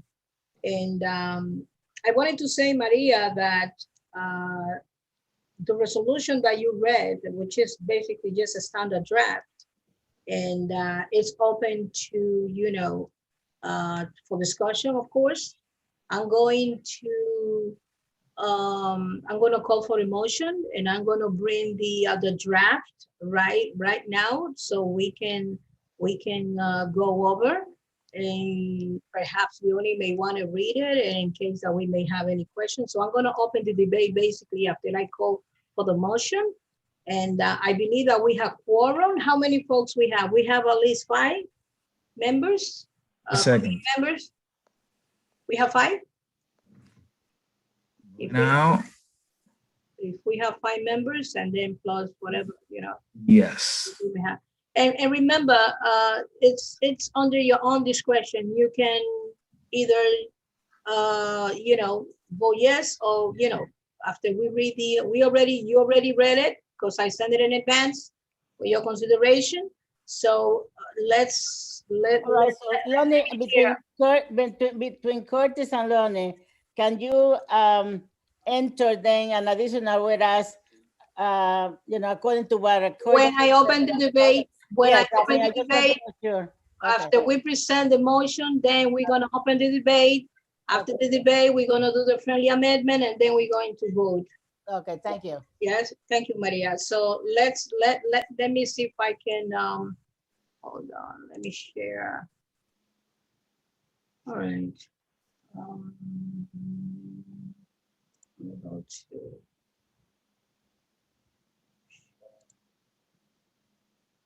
Okay, Jonathan, can you bring the resolution? I can bring it. So it's in your email. Probably you want to open up. Yeah. 1 second, let me get it. Yeah. I do have it in front of me, but I unless you allow me, I can share it.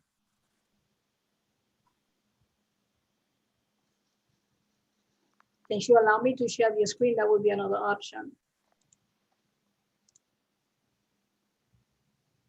Yeah, Shani, can you assign co-host permissions to Faye? Yeah, Faye, go ahead, please. You have the rights now. Okay, so, all right. Yeah, can you see it now? Hold on, can you see it? It's about to show up. A few seconds. Yes, now we can see it. Okay, so let me,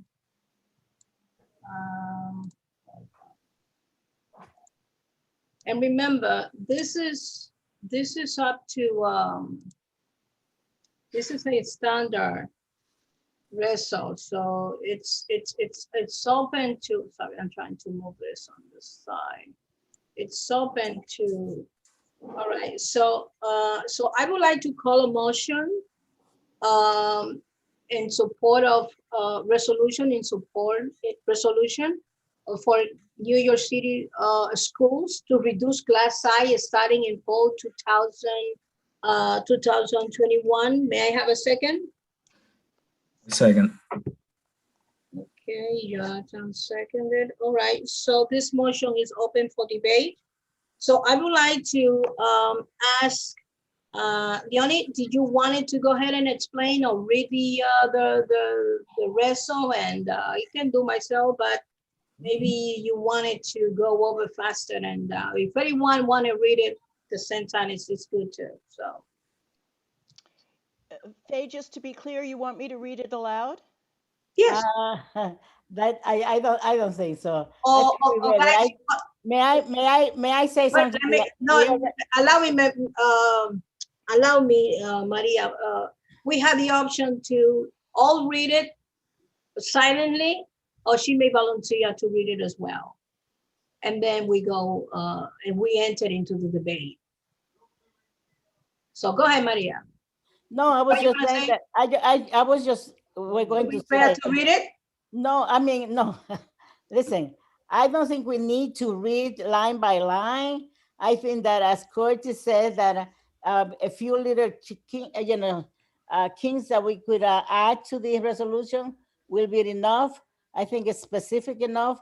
My concern was that was a little lengthy, that we should have maybe split it, but if everybody agrees that this is okay, I'll go along with that. So I think that if Curtis has some language as to this social worker, component, and just add that, and then we can just move forward, Lonnie, you said you have it there before? Yes, it was there before, and I'm happy to add. I can take my version and add that clause in and send it to Faye or Jonathan right now. Is that the way we should handle this? I think so. For me, that would be enough. Okay, all right. Let's go over because I'm sure that we need to give the opportunity for debate on this in case that board members, may have any, because like I said, this already be sent in advance to the committee. So I assume that if they have any friendly amendment, so this would be the time before we go to voting for them to make the suggestion. So let's go through this. So I guess it's important to realize that on the title, for example, this is a resolution for New York City a school to reduce class size starting in fall. This is something that, you know, need to happen starting in fall, and we want the city council, we want the mayor to consider it as taking this initiative starting fall. This is Can like I ask the panelists a question, please? It is Not not yet. an objection. Not yet, please. Well, the presentation was about the presentation, not about the resolution. Well, if I may, please. Understood. Yes. Thank you. I appreciate it.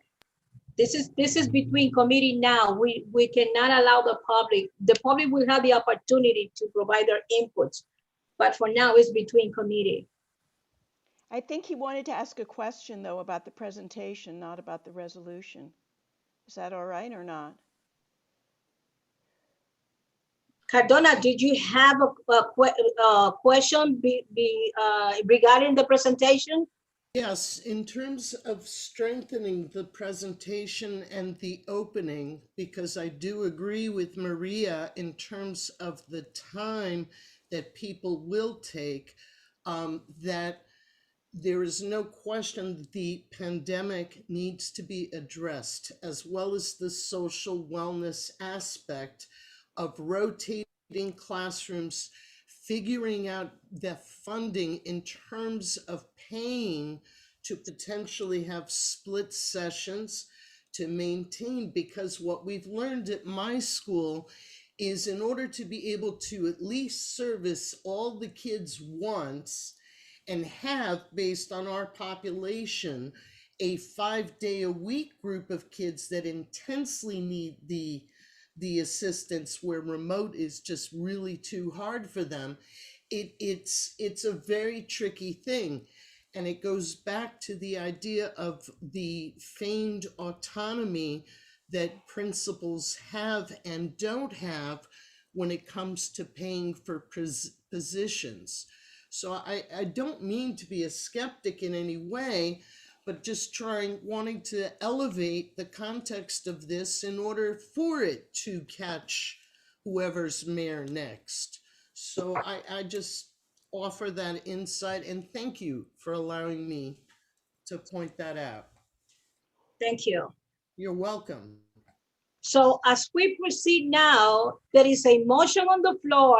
The committee is in debate now, and then the committee will follow with the voting.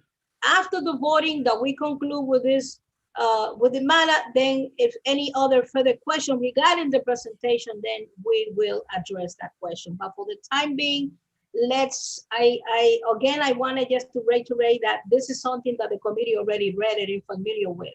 At this point, I wanted to encourage members to provide any friendly amendment that they may have. Any comments? I added, I don't know whether I should put this in the chat, but I added to the final resolved something about a school counselor and social worker for every school. Should I put that in the chat in case people want that? You can put a suggestion, yes, as a suggestion for the resolution. Okay, so I mean, I hope that that addresses some of the concerns that were expressed, as well as sufficient funding so that every school has at least one school counselor and one social worker. So I added that to the final resolved. I don't know whether that is, yeah. I'm sorry, go ahead. I don't know whether that's the solution that people would consider adequate, or whether you would want a separate resolved, simply focused on the funding, so that every school has at least one school counselor and one social worker, or however you would like to best to that could be prior to the last resolve. I would say before, prior to the last resolve. That could be like, I will say so. Let me see where else the members. One thing that I wanted to add, that we will be voting on this resolution, adopting whatever friendly amendment we agree upon, but at the general meeting, definitely there is going to be more friendly amendment And this resolution definitely may going to face some changes. So Yeah. I must, tell you that. So I'm not sure if I'm allowed to speak. I am a board member formerly on the committee, but not a committee member. So can I share ideas at this point, Faye? Yeah. Yes. Okay. I would suggest looking at the resolutions are in greater detail now. It doesn't really talk much about, it doesn't talk I think it starts off by talking about the history of the problem in 2003, which most people are going to be familiar with. And then it goes into I think the fourth whereas, going into sort of like the problem at hand where we are now, well, maybe the third whereas, as of last school year, this is where we were. And then it goes on a few more whereases. So I think there could be a possibility of either removing the first portion and not giving the historical background, because people have known that this has been an issue for a long time, and really starting off with the root of the problem, and then going down further, maybe combining a few of the single sentence whereases, because a lot of our board members, like Steve Simon, does not like the one sentence whereases. So I would say maybe combining those with a few others, and then that gets us into the financial section, which talks about the money we're receiving from the foundation aid next year, and then the federal funding. I think those two whereases can be condensed into one as well, because that is really talking all about where the money is coming from. Yes. It doesn't need to be two whereases. And then I don't know if it adds much value to talk about the. Before you proceed, what is the two whereases that you are suggesting to be combined? So whereas New York public schools are finally due one of the $530 million, that whereas, and the following one, which talks about the $7 billion in federal funds. I think so that would be 1, 2, that would be number 3 whereas, right? Number 3, and yes, you say the whereas that has where the of last school year about 1/3 of over 300,000. That was the one. No, it's 7. It's the seventh one. It's the seventh one. Yeah. 4, 5, 6. Okay, that's the one. Okay, okay. Whereas the public school are finally due to receive more than 530 million. That's the one. Yes, one, and combining that with the one after that one. With the following one. Yes. That would be 7 and 8. Yes, because they're both about the money and where money is coming from. All right. Okay. Combine these two. All right. And any other things? Yes. And I, honestly, I don't want to. I'm happy to work on this offline with whomever, but I kind of feel like the whereas when it says reducing class size has been a top priority in New York public school parents. I kind of feel like that is the opening whereas, because that kind of just goes right into, where it's been a top priority, and maybe there's a way to, but that's just one idea. But we know that if the resolution started off, whereas reducing class size has been a top priority in New York public schools, blah blah blah blah blah, and then go into the second portion about the money, and then if you want to give then go back to the beginning and add, the as of last year, and whereas reducing class size, and then whereas smaller class sizes, that would be the next section. But that's restructuring. I don't want to restructure the entire thing, but I understand, because that actually speaks to the length of the resolution. Yes. I also wanted to say that let's go back on the title, because personally I would like to, let me see if I can, oh gosh, let's see where I can, I would like to, let's see, hold on, let me just, because I have so many. Okay, so I think that on the title, if we can switch the title as to resolution supporting the class size in New York City schools, plural, starting in fall instead of the way we, I just have my how do you call that? Oh boy. Hold on, please. Yeah. So instead of, I guess I need to repeat this. Instead of having resolution for supporting New York City School to reduce class size starting in fall, I think that maybe may have a better sounding if we change it to resolution supporting the class size in New York City schools in fall 2021. I would be like more direct. I don't know. That's how I feel. I also think that we should change each whereas. We should as instead of comma, we may use like I guess semicolon, and then at the end of each paragraph, add the conjunction and, and, as a continuation of the next comment, whereas. You know what I'm saying? Like for example, let me go to the first paragraph. You see this whereas? If you do this, right, for example, and then at the end of this paragraph, and you see, let me bold this so you can see what I'm trying to do. Oops. Yes.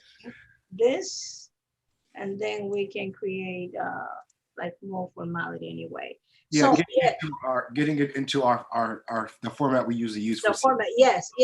Which may not such a big deal, but I think it's important to take note of that.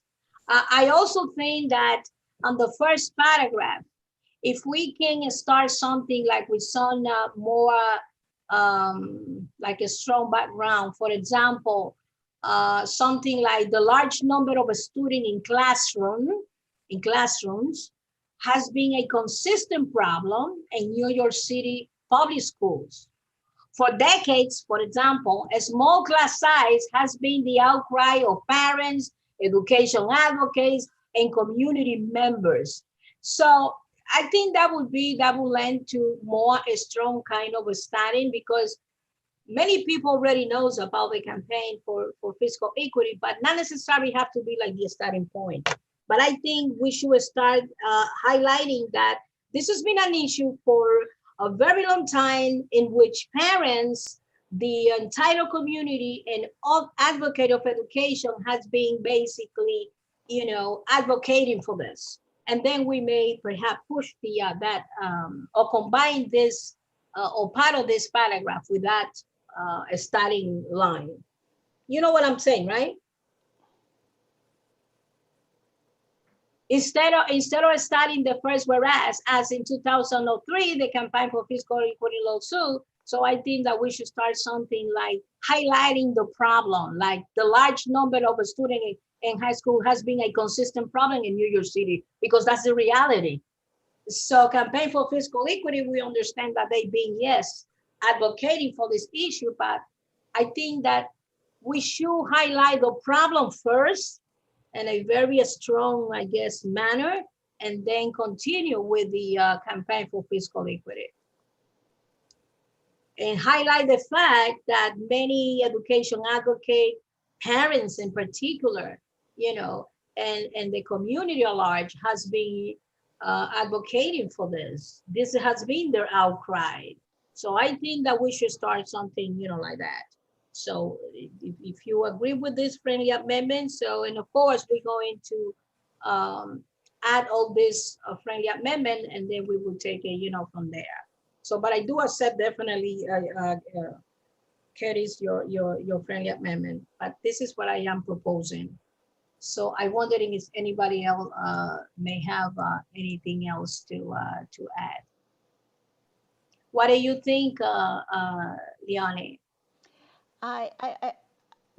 Anything you want to do is fine with me, but I just want to make sure that you're working from not this version, this was an earlier version, before I think the state legislation was introduced. So I just want to make sure that whichever version you end up passing actually has a mention of Robert Jackson's bill in the state Senate and the same as bill in the Assembly, so that you're on record supporting that as well, because that's just as important as the money in the Of course.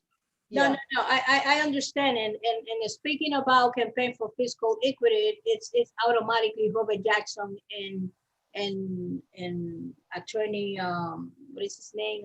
Michael Michael Rebell. Rebell. Yes, absolutely. Yeah, but Yes. yeah, just to make sure that the final version of the reso does express support for that legislation, the amendment of the Contracts for Excellence is just really Yes. important. Well, just for the record, I am not saying that I'm suggesting to delete that paragraph. All I'm suggesting, we're going to keep that paragraph, but that paragraph should not be, in my opinion, the opening sentence. No, I that's think fine. I'm just saying, no, I know, yeah, I understand. It doesn't matter. Any way you want to rewrite it is fine. I'm just saying that this particular version, which I think you got off my website, rather than the version that I sent you, I don't think mentions the state legislation because it was written before the state legislation was posted. You see what I mean? Yes, well, that's from the link that you provided us with, of the original link that you provided us. Right, but then I sent you a different draft more recently. So is the change? It's really different, way different, or just a few things? Like what paragraph in reality has changed? Well, I have to go look online, but I know that the version that the Community Board 2 passed did not have a focus on the state state legislation because it had not been submitted yet. So maybe it does, though. Maybe it includes the Robert Jackson. Maybe it does. I'm sorry. I just have to look at it again. The version I have has it. Okay, great. All right, that's all that I'm. Campaign for fiscal equity is definitely going to be there. Robert Jackson is definitely going to be there. So don't worry about that. Okay, that's fine. All right. Anybody else? Do we have to vote? Is that the time for this resolution? We are accepting vote tonight on this. Say it again, Maria. No, I was wondering if we need to vote on this resolution tonight. Tonight, yes. Oh, okay. So I'm wondering if anybody else has any further question on this. So well, before I go ahead, so anybody else?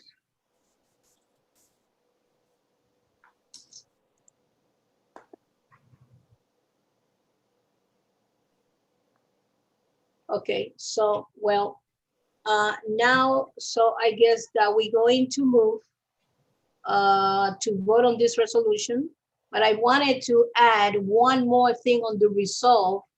When the first resolve that it says that your organization, where we be Community Board 12,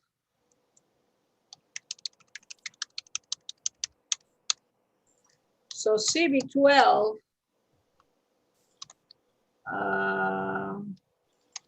CB12 urge, I should say, New York State Legislature urge the New York State Legislature to pass and the governor to sign the Senator bill, right? 6296 and A. What is the number that should be in there? 7447. 7447. Okay. All right. And the okay. So that the New York City Department of Education shall develop and implement a 5-year citywide class size reduction plan starting in fall 2021. I guess, what about on the second results? So CB12 again, Community Board 12, result like Community Board 12, urge again, or highly recommend, I would say. Highly recommend that New York, highly recommend to, let me see, the New York City, wait a minute, I'm lost here. Result that of the New York City urge the mayor and Chancellor Porter agreed to the council proposal that at least 250 million be used as the first steps in the 5-year reduction plan. I don't know, but I think that I can see probably that we can work it out when these two results and made and probably trying to merge them. What do you think? Yeah. Because we're talking about the same folks basically, with the exception that the chancellor, but we can find some ways on how to kind of merge these two results and convert them in one. Is that sounds like you know? Does that make sense? Mm-hmm. Combine the two results. I'm writing this down. Result to add the chancellor. Chancellor. All right. And the figure amount. All right. So anybody else has any other question or any suggestion? Remember, at the general meeting, I'm sure this is going to take, is going to see some changes. We're probably gonna see tons of recommendation. So I'm looking at the email, the resolution right now, and I started to, because I have a hard time focusing. I started to reconstruct it myself, but after doing that, I saw that I did notice that, to Maria's point earlier, it goes into great detail to talk about, to offer a plan or offer information on space, and I think that may be distracting for some people. I understand it. I think we understand it, but I do feel like if the primary issue is trying to get them to focus on the class size issue and not to think about the spatial issue at the present moment, if they come back and say, well, what are your ideas on space? Then I think maybe that could be a better, that's a secondary conversation. But I kind of feel like the spatial piece may get lost. If we can keep it for now, and maybe at the general board meeting, see how it goes over. But I do feel like that is a lot of additional information that people are going to have questions about. Yeah. About moving pre-K classes to city-run pre-K centers and community and CBOs is a whole nother can of worms. So I don't know how you feel about that, but that's just one observation. And like I said, I think it can stay there and people can make amendments if it's too complex at the general body meeting. But that's one thing I just observed by trying to bring it together a little bit more for the committee. all right. Yeah, if I could just say, I understand that concern completely. The reason it's in there is because I was concerned that people would say, well, there's really no space to lower class size. So what's the point? I mean, that's the biggest objection I get, in general over the years. People basically saying just give up because the schools are too crowded. Okay. And I sort of feel like that's a cop-out, that idea that there's nothing we can do. But if you think the community board doesn't really need that level of explanation or further, reassurance that this is a possible, that there are possible options the city can take to create more space, I'm happy for you to leave it out. I'm just concerned that some people may say, well, how can you reduce class size? There's no space, right? And I've heard that, unfortunately. Maybe leave it, because I think part of this exercise of having this discussion is to be able to is for the chairperson to be able to answer the questions at the general body meeting where people are asking, why is this in there? So it's more so just an exercise in understanding your rationale for keeping it. So it makes sense now. Well, one thing that I wanted just to, I'm a little bit concerned is that the length of the resolution, because we usually keep resolution in one page. But anyway, let's see, you know, how this is going to play out at the general meeting. So, Maria, you want to add, or anybody else? I am fine with this as of now. I think we should move forward, and I will second the motion, and let's move this to a vote. All right. Thank you. All right, so let's be fair and let's go let's do the roll call for the vote. So this is how it's going to happen. So committee members are going to vote first, then board members, and then the public. So those in favor are going to say yes, and those who are against, no, and those who are not neither in favor or against, just say abstain. So, all right, so let's proceed with the roll call. Committee members, please state your position on this resolution in support of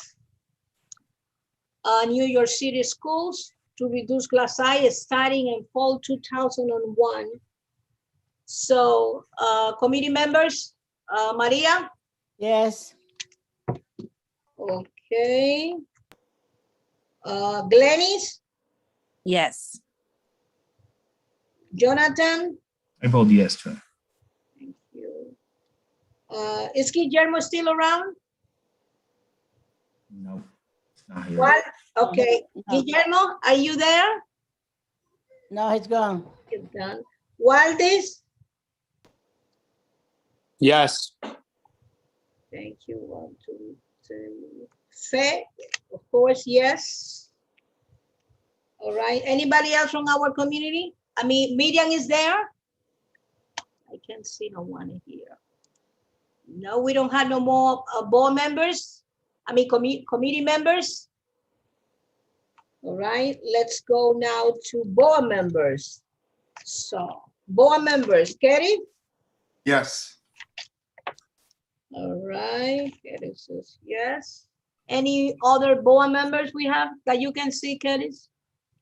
And Jonathan, you see any other board members? No more board members right now. All right, only Kerry. All right, so board member only one. And what about, let's go then to the public. So we have Miss Cardona. Is she still around? Yes, I am here. Yes, what is your vote? Oh, I'm absolutely in favor of it. Thank you. Okay, one. Who else we have? Do we have Miss Batino?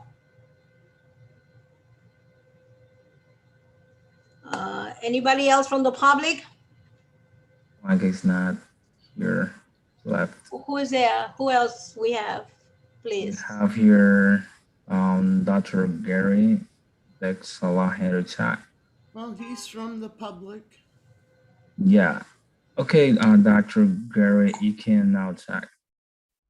Yes, I vote in favor. Thank you. You're welcome. You're welcome.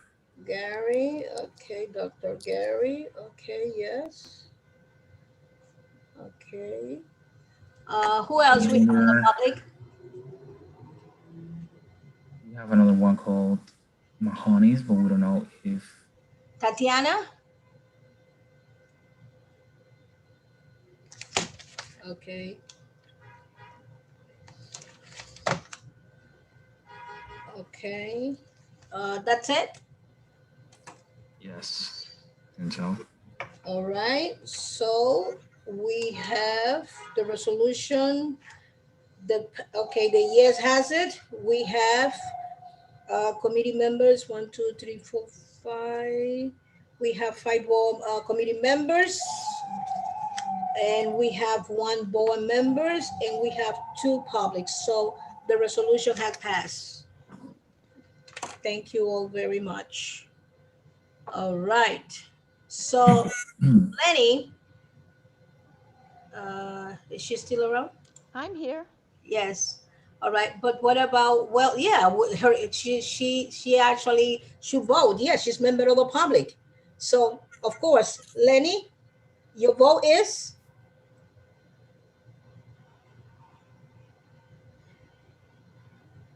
I can hear you. Muted? She's muted, maybe? No, she's not muted. She's muted? No. Leonie, you can't answer. Your vote is yes or no or and. Well, this is her proposal, since this, I don't know if there is any conflicts of interest in her case. No, there's no. She should vote yes or no, or it's abstain. Maybe she's muted. Is she muted? No, she's not muted. She's. Lenny? Miss Sampson. Yoni? Are you asking me or the Yes. other person Yes. who's a member of your committee? Yeah. I thought you were asking. No, yes, I'm asking for your vote. Are you voting yes, no, or abstain?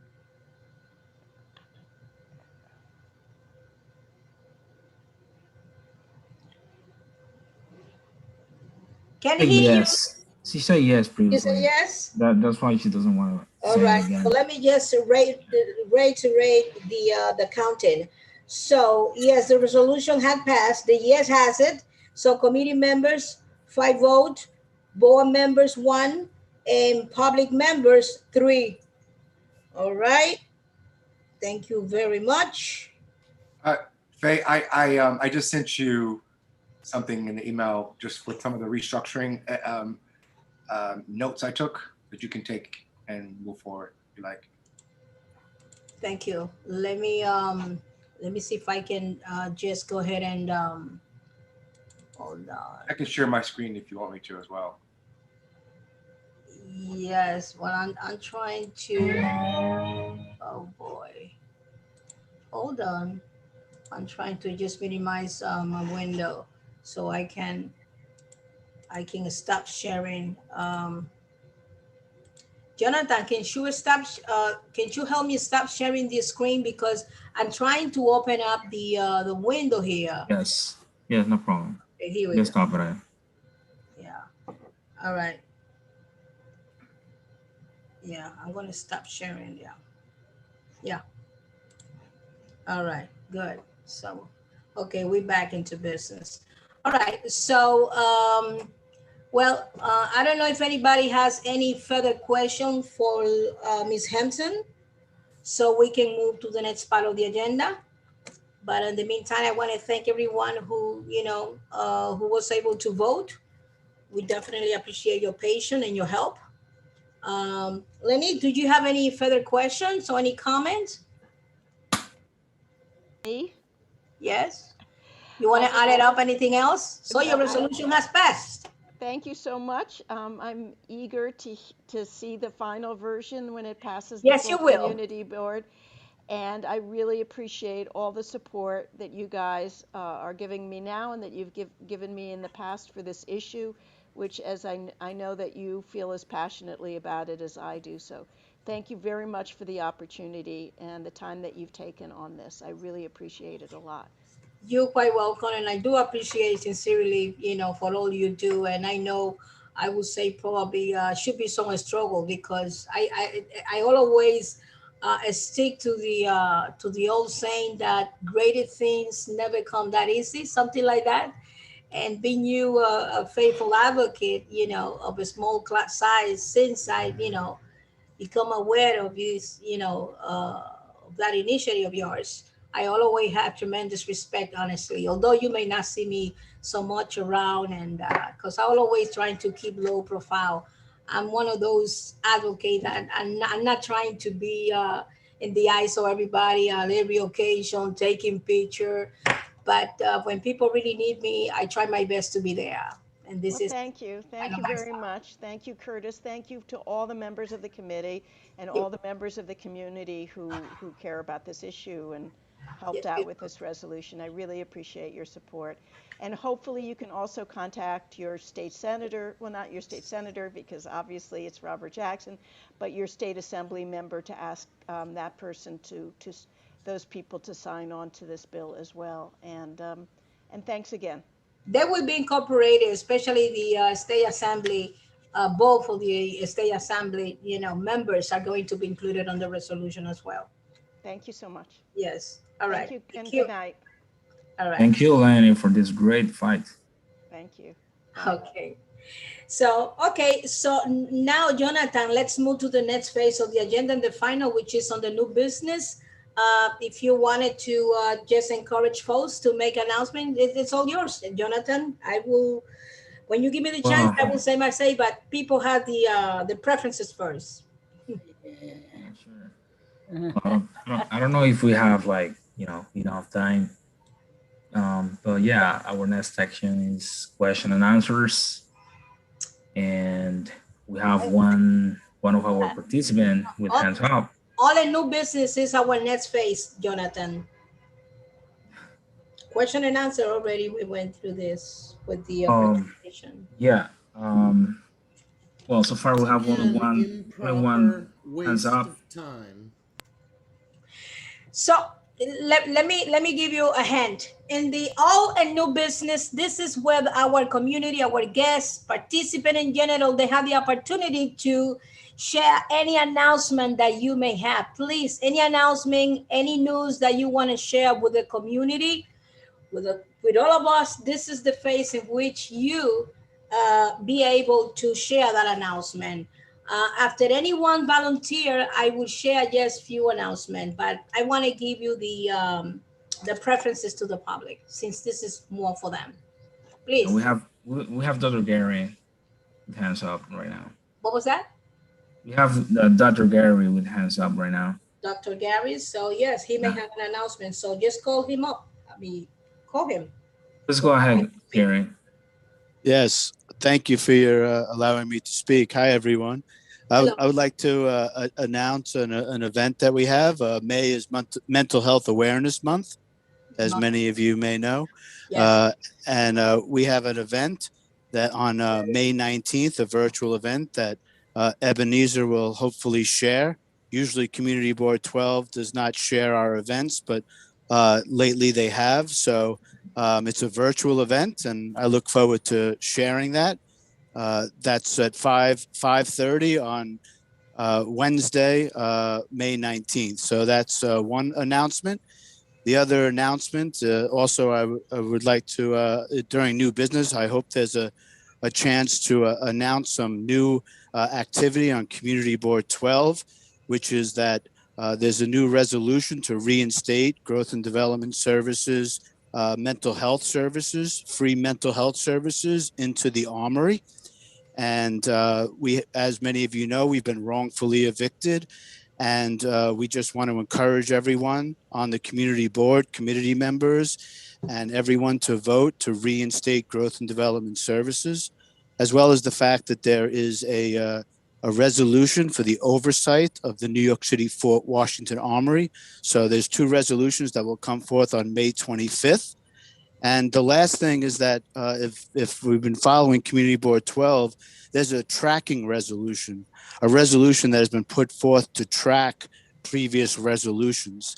And for the new committee members, the new community members from the Youth and Education Committee, I'm not sure if everyone is aware, but on October 20th, 2014, there was a resolution that was passed to look into the Fort Washington Armory. I was wondering if, Faye, if you could state what happened to that resolution that was passed unanimously, 29-0.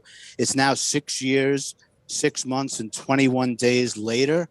And I'm just wondering what happens to a resolution that is unanimously passed what happened to that resolution? Because that's part of the tracking resolution. Faye, can you answer that question? Well, you know the result of that resolution. You know exactly what happened. This is not the phase of the agenda to discuss that. No, But I it's a think, simple no, question allow for me, the please. chair. Allow me, please. Can you answer the question?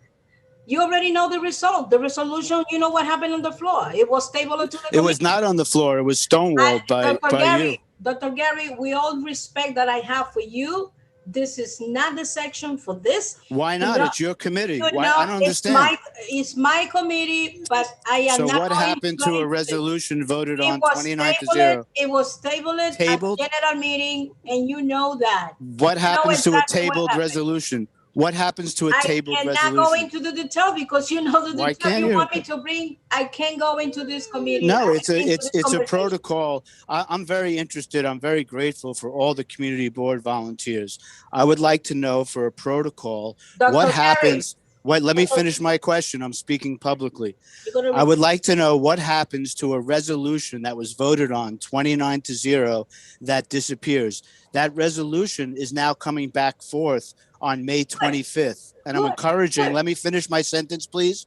Let me finish my sentence as a public member. You, Dr. Gary. Okay, so let me finish. I've spoken before about the importance of mental health services. One of our youth no longer is with us because they didn't have a place to go. Your committee was part of stopping, GDS and the community from looking into the access to the Fort Washington Armory. Now it's coming back forth, and the resolution is going to come forth, and I'm encouraging all committee members to look into, and to vote for reinstating GDS's mental health services and to look into proper oversight. Dr. Gary, for last time, I'm going to say to you, with all due respect that I have for you and the work that you do in this community, I'm going to say for the last time, this resolution was presented at the general meeting. It was tabled back to the committee because we don't have sufficient information to really support the resolution. That's why it was tabled. Okay, I don't have any further comment on this. And if you allow me, please allow me to continue with the announcement of our agenda. Thank you very much, Dr. Gary. Let's proceed next, Jonathan.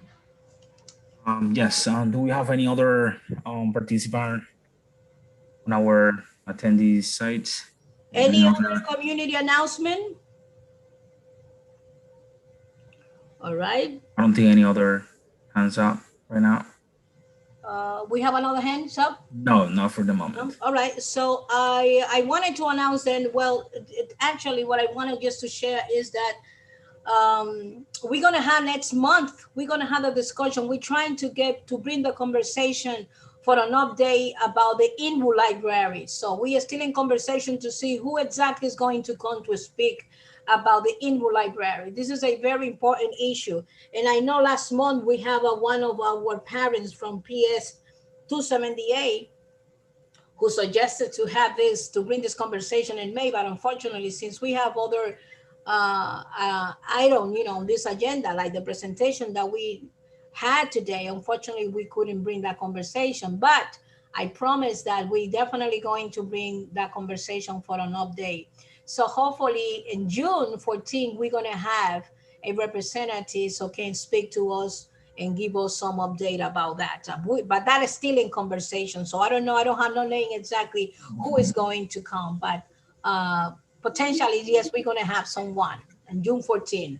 We're also gonna have in June 14, the Wing Charter School. So this charter school, they have a new location and they wanted to share with us some update as to where they're gonna be relocated and what is the plan that they have in mind. I also wanted to encourage folks to be vigilant about the presentation with the Cuny. As you heard already, they're gonna have a town hall for the whole community, hopefully to engage the whole community and have the opportunity to share their inputs and ask as many questions as they, wish to. So, and this is something that just keep your eyes, on the board announcement, because I know sometime soon, hopefully before the month ended, so we should hear from them. So this is my report. I wanted to thank everyone that have participated in this meeting and provided us with their whatever input they have been able to provide us with. Curtis, thank you very much for your help. Maria, for your pension and patience. Ms. Cardona, who actually, volunteered some, thoughts. We certainly appreciate her input. Ms. Batino, and all our members. Jonathan, thank you for, co-hosting, co-sharing this meeting. Appreciate it. And I wanted just to say publicly that if there is any, if we may have limping a little bit throughout the meeting, just excuse us, but this is actually something that we just trying to, expose our, members to do this so alleviate actually our responsibility as a chair in my case, and hopefully so they can expose their leadership skills as well. So if in any way you feel that it was a little bit limping, just bear with us. But I really highly appreciate the willingness to, to host the meeting. Thank you, Faye. Thank you, Faye. I had to go and Thank you, cook everybody. dinner. I Have a had good to go night, and cook everyone. dinner. Meeting Move is to adjourn. adjourned. Can I have a second? Okay. Who can adjourn? I second that. Okay, bye. Good Okay, night. Mario second. Meeting I adjourned have at to cook. I have to 9:34 cook. p.m. I have I to also cook. second it. Bye-bye. Maria, by the way, and Jenny and Waldi, if you can help me with the minutes, will be much appreciated. All right. Well, think about it. Thank you very much. So, I have to go and cook. Good night, everybody. I got Night, you. Have a good everyone. night, guys. Bye. Thanks.